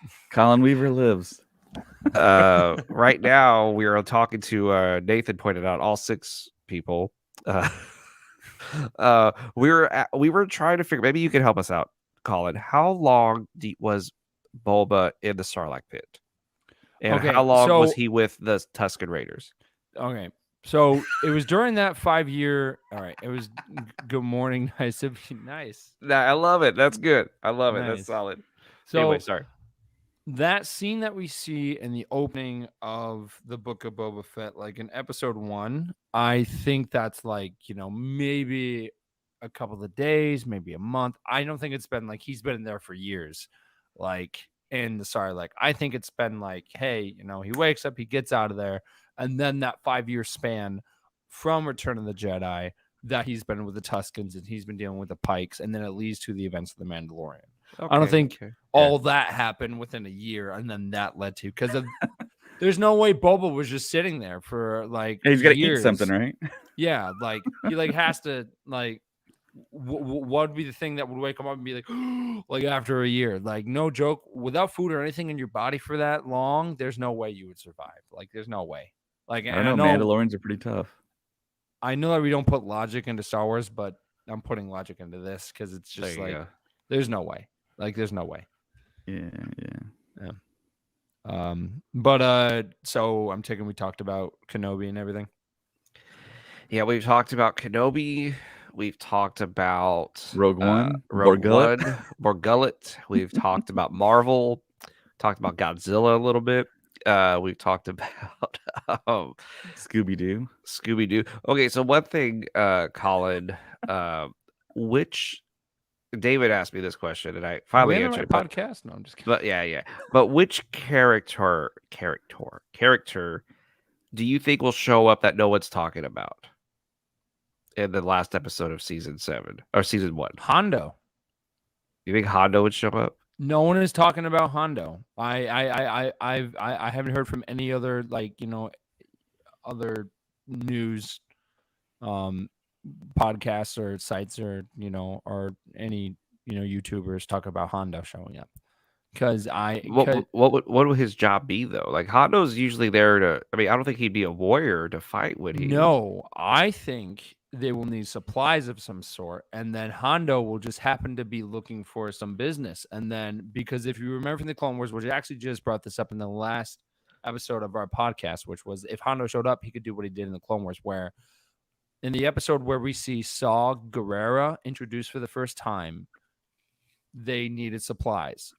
Like weapons and stuff. So Anakin, went behind the council's back and he hired Hondo to get some weapons and blasters and all that stuff off of the black market and deliver it to Saw and Ahsoka. So I could see him doing something like that because Hondo's always looking for, like he is an entrepreneur. He's always looking for some type of business to run. He's always looking for profit. So this would make sense that, hey, Boba needs supplies, and Boba was like, I know a guy. And then Hondo walk and be like, hello, my friend. What if it's such a quick cut where it's like, we need supplies and blah, blah, blah, blah, blah. And you see Boba go like this, like, Hondo, I know somebody. And then it just literally cuts to him going, okay, so you come. And then you're like, oh my God. And like the camera pulls back and you see Hondo has a giant ship and he's like, giving them all that stuff. Like that would be so funny. Yes. If they literally just cut to him and he's there talking to them. And no one's talking about it. So that's why I'm just like, I'm down for it. I'm honestly there we go. We might get Hondo. Yeah. Okay, so then another question we asked was, what is the big reveal gonna be in the last chapter? So I was actually thinking about this yesterday morning. I it just popped in my head, and I was like, "This would be really cool." But you know how we got the after credit scene, Yes. for the Mandalorian. So how cool would it be if like Luke was at his hut, he senses a presence, he opens the door, and there's this cloaked figure there, and then the person takes off the cloak, and it's Mace Windu, like old man Mace Windu, and no joke, Samuel L. Jackson is already doing Secret Invasion, so and he's been trying to get back into Star Wars, and this would be a cool way to do it Yeah, same as because Amelia people, Clark. yeah, so. Guys, y'all need to stop. Mace Windu is not coming back. See, Nathan. Yeah. No, guys, stop. Mace Windu is dead. He's very dead. Oh, okay. Well, so was Darth Maul. Oh wait, no, That was Palpatine. yeah. So was Palpatine. Oh Somehow wait. Palpatine Um, returned. so are you telling me that, which I'm quoting, Mace Windu in this, the second most badass Jedi on the Jedi Council could not survive a fall like that? Like, yes, the Emperor has done it. Darth Maul got cut in half. Multiple people have fell and came back. If someone can do it, Mace Windu can, because of at this point, I don't think Mace Windu would even be a Jedi anymore. I think, and even though that the Gray Jedi aren't canon, I think he would be on the verge of that, of just being like, just so rageful. Because I remember watching that fight as a kid of Mace Windu versus like Darth Sidious, and just seeing his face when he's fighting the Emperor. You can see there's rage in that fight, like because of Mace's, like the answer was right in front of me. The Sith was right in front of me all these years, and I did nothing.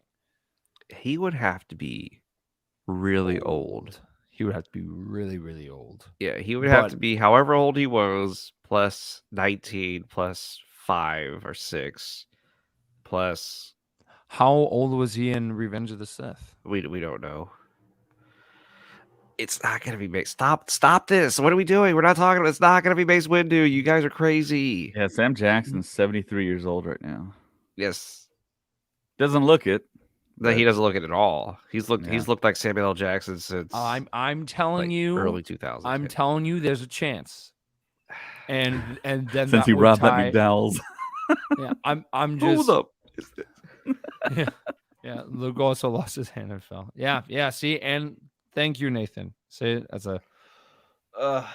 Yeah. So and also that would be great, because of that's something that we've been wanting to see, because we saw it in the Clone Wars and stuff, but how crazy would it be if we saw like Mace and like Boba in the future? Yeah. So you're saying Nathan, there is I a love your chance. commentary. Yes. Not only did he do a Star Wars reference, he just did a Dumb and Dumber reference. So pretty excited about that one. I'm gonna say no to Mace Windu, but unfortunately, I do have to go right now, guys. Okay. I see how it great. is. It was great talking to y'all. No, I gotta go. Y'all keep going. Thank you for all 6 of you for watching this. And y'all continue your conversation. Oh, sorry, all 8 of you. And I'll talk to y'all later. And look for us on the Tuesday. What day is that? What day is that Tuesday? It's Tuesday. It is Tuesday. What day is Wednesday? the Tuesday? No, but we're gonna live stream before the episode starts. On the 8th. Yeah, look for us on the 8th. Oh, We're gonna live stream before the final chapter out of Book of Boba Fett shows. Like at 1:00 in the morning, like at that time. For y'all, but not for me. Okay. Anyways, all right, guys, y'all take care. May the Force be with you always. Peace. See you, buddy. See you, James. Right. So yeah, no, I did want to talk about. How we may get Kenobi on May 4th. I think that's the strongest one. Like, I think that's the big one that everyone's hoping for, because of if we get it at Star Wars Celebration and they show it at the panel. If I'm not at that panel, I'm gonna be so mad. Could you imagine of like not getting the lottery and just walking people come in and get the same people like we did for Rise of Skywalker, and those people turn to you and they're like, is this a big deal? I would just be like, bro, No. Yeah, Like, since we have COVID, I'm pretty sure there's gonna be some type of lottery, and they're oh gonna be like, "You can't line up, no, and we're gonna have to no, be all split up." And dude. I mean, it would be such a downer if we couldn't get in. But That is a yeah. downer. That's such a downer. Like we are past this Hey, point but you did of get into episode 9, that panel. I know, but you know what? There's other people that wanted to get into Mando that didn't get into Mando, and you Yeah, know like me. yeah, I know. I was lucky, and I was so happy to be there. But at the same time, it's just like Kenobi's going to be the biggest panel, like the biggest panel at Star Wars Celebration. If the first episode doesn't drop on May 4th, which I think it will, I think that is the perfect day to drop it. And Right, I'm glad that they're starting to treat Star Wars Day as an actual holiday where we're getting news, we're getting new right. content on that day. I think that's awesome. But I think you did bring up a good point, that the fact that it might drop on a celebration day when they do the panel, they might show it to us live, maybe the night of, or the day before it drops, possibly. Because I mean, you never know. I mean, that's like almost like a whole month away from Yeah. between the 4th and when celebration actually happens.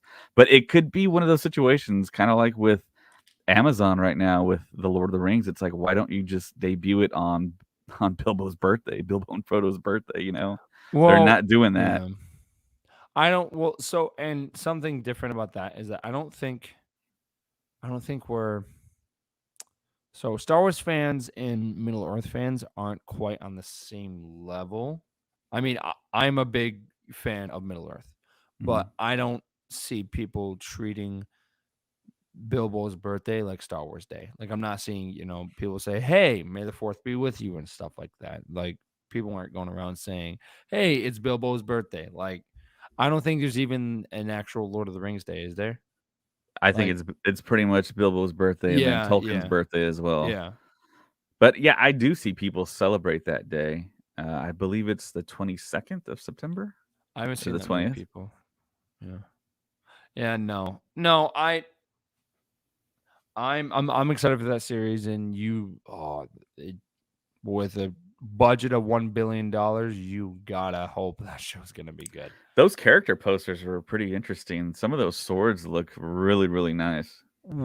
One of them, I'm hoping because I was looking at it, it was like, it was the picture of the guy that has like the scarf. It's dirty hands, and then Mhm. he's holding an apple. I'm thinking maybe it's Gandalf or Radagast the Brown. Hmm. You don't think maybe like Tom Bombadil? I was seeing that too. I could see that if they did bring in Tom, that would be amazing. And I love how this is connected to the movies. Like it is connected to the movies because of Elijah Wood has been confirmed to be in it. So and he will See, play I like don't think that's been confirmed though, like officially. I think you just have insider information. well, I'm telling you, he's gonna be in it and it's gonna blow people away. And I think because of you're right. I don't think a lot of people know that it is like confirmed that like it is connected. And then once it is connected, then people will be like, "Oh, okay, yeah, no, I should probably check this out." Because Yeah, of I'm guessing each episode they're doing like 30 episodes.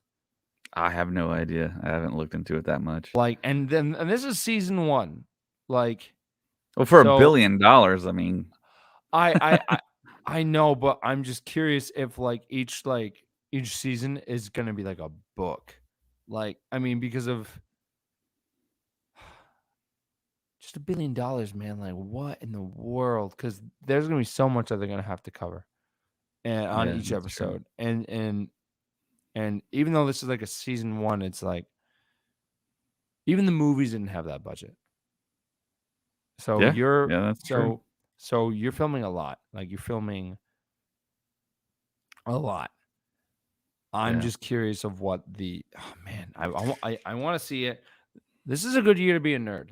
This is like honestly like a really really good year to be a nerd because of not only do you have Star Wars projects, but you got stuff for DC, you got stuff for Marvel, you got stuff for Lord of the Rings, you got stuff for Harry Potter. Um, you've got stuff for games because there's the new Sonic movie where we're getting Sonic and Knuckles and it's like, wait, what? So there's a lot going on. It feels, we're kind of getting back to that normal movie going, nerd watching stage in the world because we've kind of been on a hiatus for like a year and a half, 2 years. And now we're getting back into it. And Spider-Man at the end of last year was like, Avengers Endgame all over again. And that was amazing. That was so cool of going back to the theater and seeing everything. So how And I many times can't did you see No Way Home? twice. I only saw it twice. Did you get to see it in IMAX? I did. Okay, cool. I The did. last time I saw it was in IMAX. Yeah. Yeah.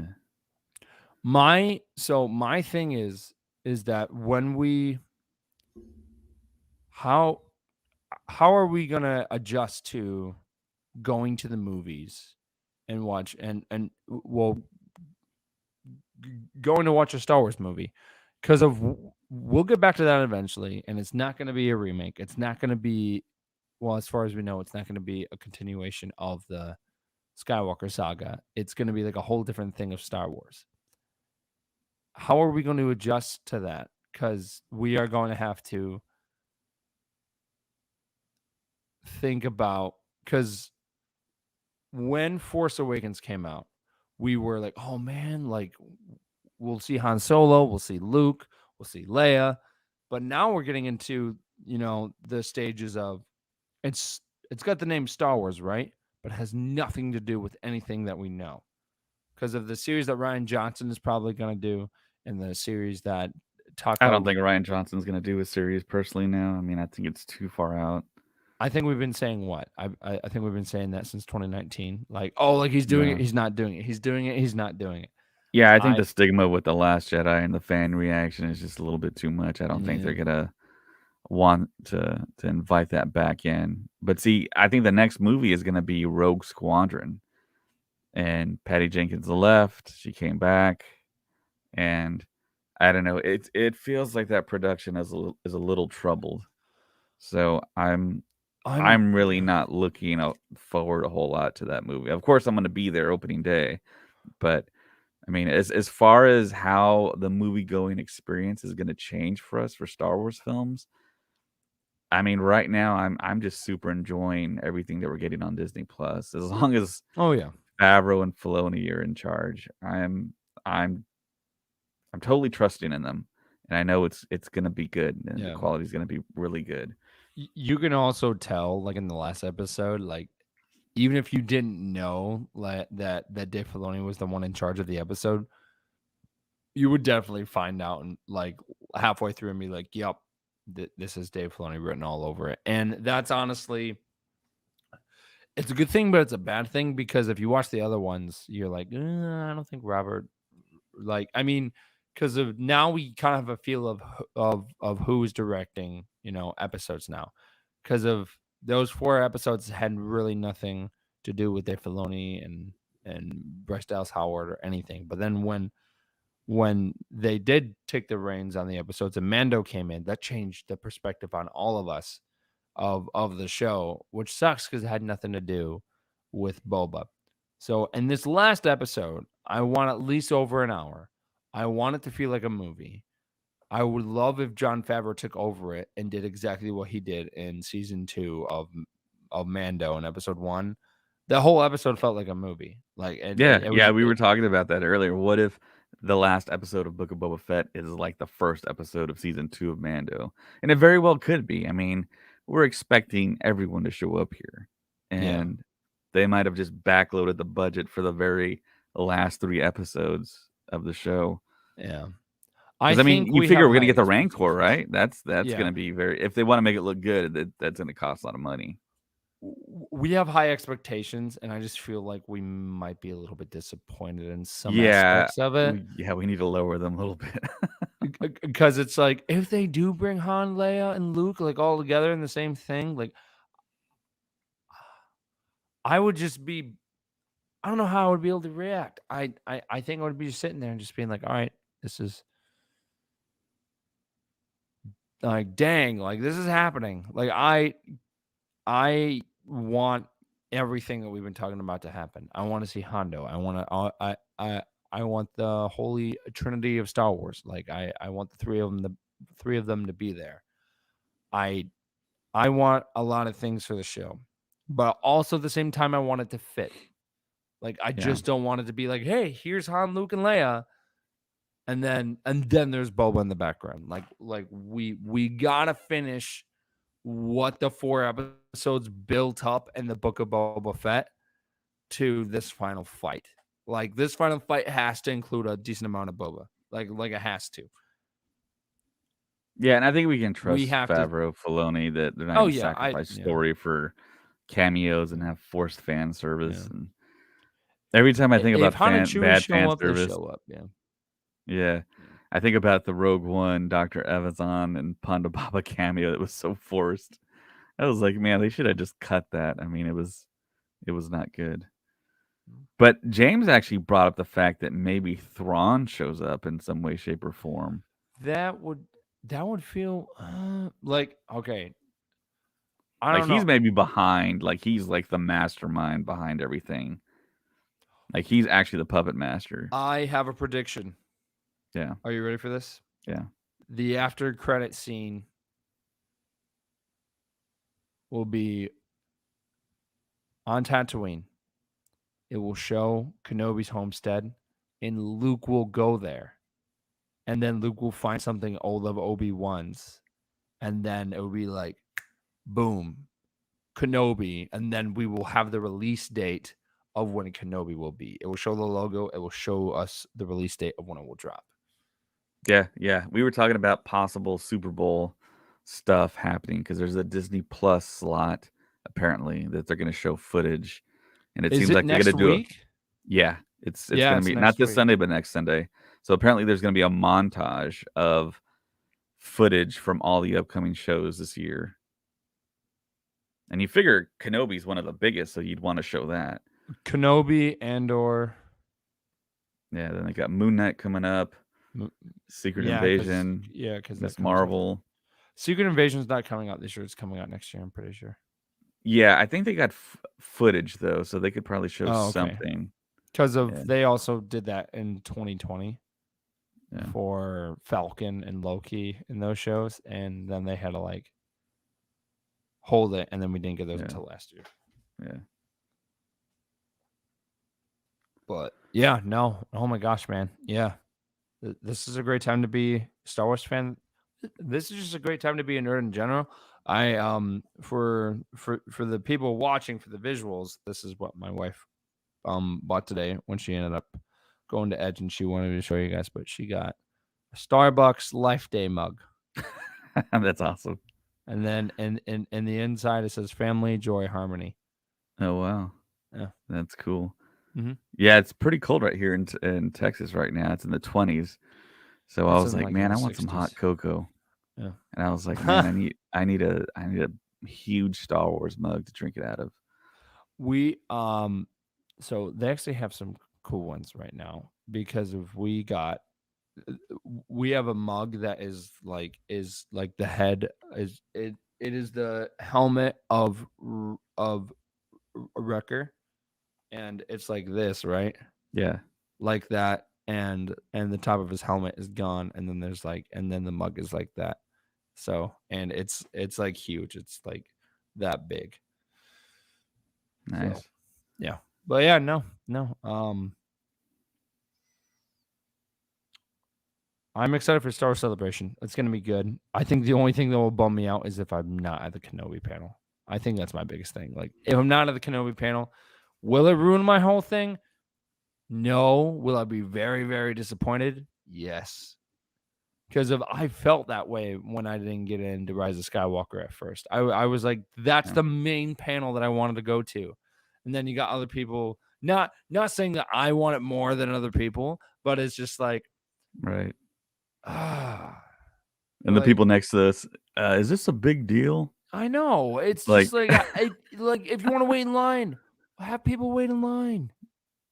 Like, that's such a cool thing. But to these days with the pandemic, it's really I not. know. I get it. I get it. Safety.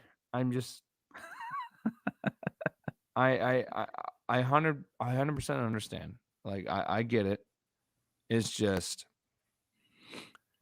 when they did that for Chicago 2019, so many people got upset because of it. Like so many. Yeah. Like I was in the lottery system, I put that I wanted Rise of Skywalker as my top one. And Mhm. then some people put their, that people wanted Rise of Skywalker as like, as number 2 or 3. Yeah. And then they would get it. And it's just like, I wanted that number 1. I should have gotten it. Like, Yeah. that's such a dumb system. Yeah, I mean, but it was a lottery, so I mean, they pick people at random. That is, I know. they I probably know, had to but have a certain amount of number ones, a certain amount of number twos, number threes. I'm just saying. I'm just saying, man. Yeah. Like, if I'm not there, I'm gonna be very, very, very disappointed because like that's the number 1 panel. Yeah, and it Honestly, bodes well that the Super Bowl is happening and it's going to be in LA, Yeah. and then Celebration is going to be in Anaheim. They're not looking to move the Super Bowl anywhere, so no. I mean, I could it's do that 1 panel and then be like, all right, I'm done for the weekend. yeah, Like that's how I feel like because it won't be that hard to get into the other game panels yeah, because of we ended up getting into Jedi Fallen Order very easy.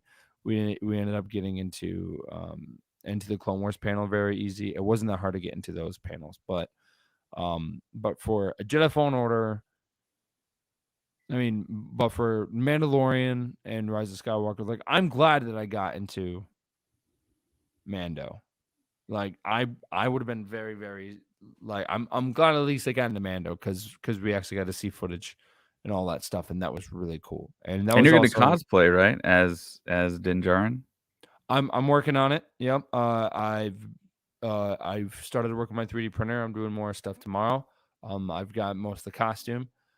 But my main one that I'm doing for Star Wars Celebration, like the main one I'm gonna bring is gonna be Anakin from Revenge of the Sith. That one should be finished by then. I'm very, very excited. Because of I have a friend that does Obi-Wan Kenobi, and then Hunter does Rex. So I was like, dude, it's gonna be great. But I'm doing that, and then we're also so James and I are gonna be doing costumes that we haven't really told anyone yet.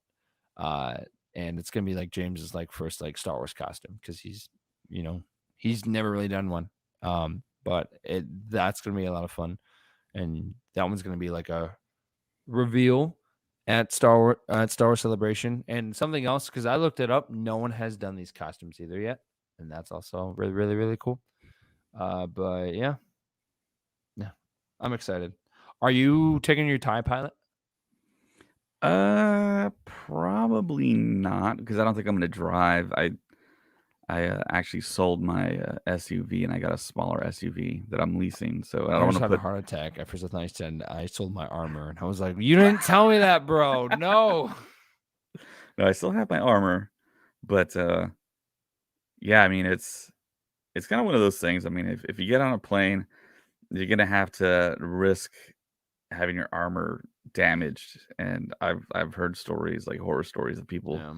trying to ship their armor, their screen accurate costumes, and it getting damaged.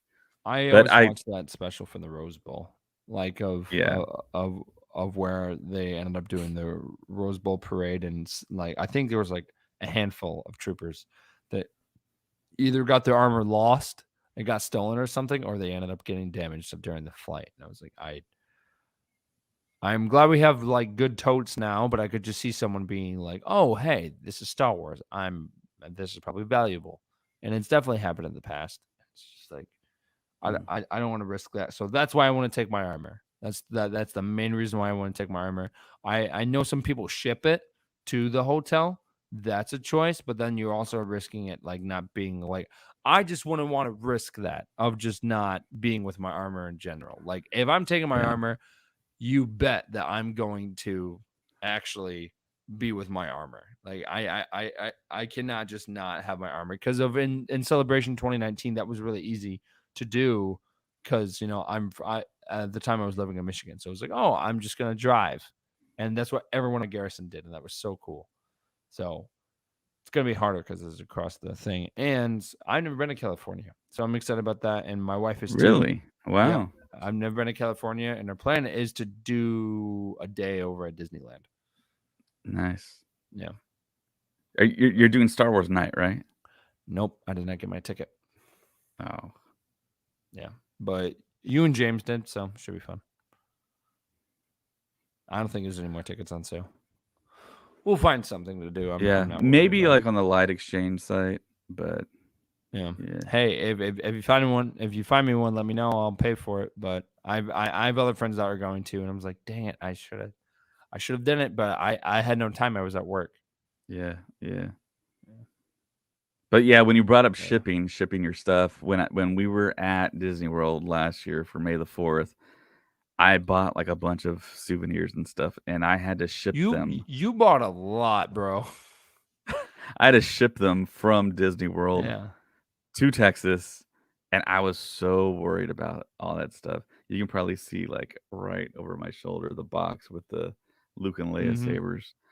And yeah, I was so worried about that stuff getting home.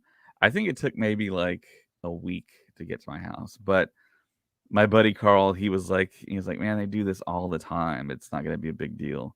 And yeah, it all arrived, and it was nicely packed, and it was pretty cool. It worked out. So yeah, maybe that is a pretty good option. If you pack all your stuff decently, you can send your armor to the hotels.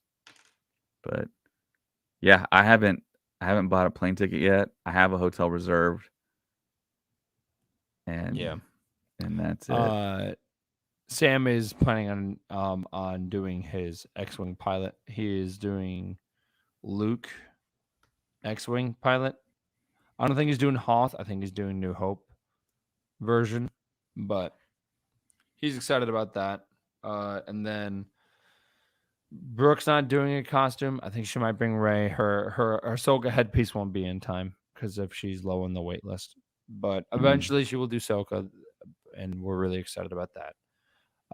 I'm glad we still have our tickets for Celebration because of I know a lot of people like sold their tickets, and then when they actually, ended up having an official date, they were like, "Oh shoot, I can't believe I sold my tickets." And I was like, "We are the smart people. We like kept our tickets. We did not get any refunds. We didn't do that." So I'm very excited for it. It's gonna be a lot of fun. And then something else that will get us pumped for Celebration is the new Lego Star Wars game that's coming out the month before. Like it's coming out like a month and a half before Star Celebration. And I keep hearing from people like, how pumped they are about it. And I was like, yeah, it's gonna be sick. It's gonna be like a free roam Star Wars game. You'll actually be able to go to different planets and walk around and make your own characters. It's gonna be phenomenal. But yeah, no, I'm definitely excited for that. I'm I'm excited. excited for the FPS game that they announced that's going to happen. Yeah, they will probably have a panel as well for a Jedi Fallen Order 2. They will probably have a panel for they'll probably just have a game panel in general. Like they'll have everyone sit down and they'll just talk about all the games that they're doing, and they'll announce ones they like. Give the announced games titles because Yeah. there's games they've announced but they have no titles for it. And I think we will have one for Eclipse. I would be very surprised if we didn't have like some type of panel for Eclipse. I'm excited for all of the exclusive stuff too, because sometimes when you go to panels, they actually give you stuff. I still have my hat from episode 9. I love the hat. Yeah, I got that. I've got the Jedi Fallen Order poster up there, and then I'm looking at my Mandalorian poster I got from the panel from Mando. And then we also get the Clone Wars poster too. So they actually do give you exclusives, which is really nice. But Yeah, only I'm if you definitely go to the taking a panels. poster too. Yeah. Yeah. So I Yeah. think that's pretty much it. Was there anything else you wanted to talk about? Oh, I was going to ask you, are we going to do what we did for Mando season 2, I the last thought episode? that's what James was talking about. James was talking about doing a live stream before because he mentioned on here, he's like, I love you guys, but I don't want you guys talking during the episode. Wow. Well, you know what? He's not invited. He's not invited. We can find someone else. Let me check my schedule right now. That's right. We're doing this live, guys. Checking my schedule in front of all of you. Will Colin make the 3 o'clock premiere? It's 2 Oh. o'clock for me. Yeah, no. Let me see. Man, and James is so lucky So that it's midnight for Wednesday him. I works. Yeah. It's a no-go. Does it come out exactly at 3? Pretty much, yeah. I'm gonna be tired that day, but I love you guys for the podcast. So if I go to bed, You should go to bed, but then set your like timer to wake up. early, Yeah. If like I like maybe like I get home, I maybe go to bed like around like 7 p.m. Yeah. I could probably make it. So yeah, And then all after right. the episode, you could go to sleep after that too and take a nap. Yeah. I could take a nap before work. So then I have, yeah, you know what? Okay. We'll do that. Let's Okay. do that. I'll be Okay. there. I'll make it happen. I'll be tired, but I'll be there. So yeah, James and I will do it before, and then during the episode, it'll be me and Colin. Yeah. That's going to be crazy. Yeah, it's going to be nuts. Yeah. Should make for a great podcast, though. Mm-hmm. But yeah, I think that's all I got. Is there anything else you wanted to talk about? I want Max Rebo to show up because of like, I'm not kidding. Like, I want him to show up because he wasn't seen in the explosion. He wasn't seen in the, did not look like he was in the building when there was that explosion. I watched that scene over and over again after, the episode we did, and I didn't see it. I did not see him in there. So Yeah, I think he's still alive. I think you're safe, Colin. Yeah. I saw blue for a second, and I was like, "Oh no!" Like, I was like, "Oh man, this is sad." But then I think Ray pointed out that there was someone wearing like a blue cloak over their head. And I was like, "All right, good." Yeah. But yeah, there it is. So that's our podcast, Random Podcast. Please follow us on Instagram, follow us on Twitter, follow us on TikTok, Facebook, Patreon. Just keep putting on there, read them, and YouTube. Watch us on YouTube. And we have our own website, stuffpodcastnetwork.com, that also links us to our sister podcast, the Marvel Stuff Podcast. That's a good one. And for our breakdown of next week's episode, we're actually going to have a guest from the Marvel Stuff Podcast, Cody. He's been wanting to be on for a bit. We have the time for him to be on there, so we're really, really excited for him to be there. And just stay tuned, guys. There's a bunch of stuff coming up this year. We are going to be making new changes for the podcast soon here as well. So stay tuned. We love you all. May the force be with you. Always.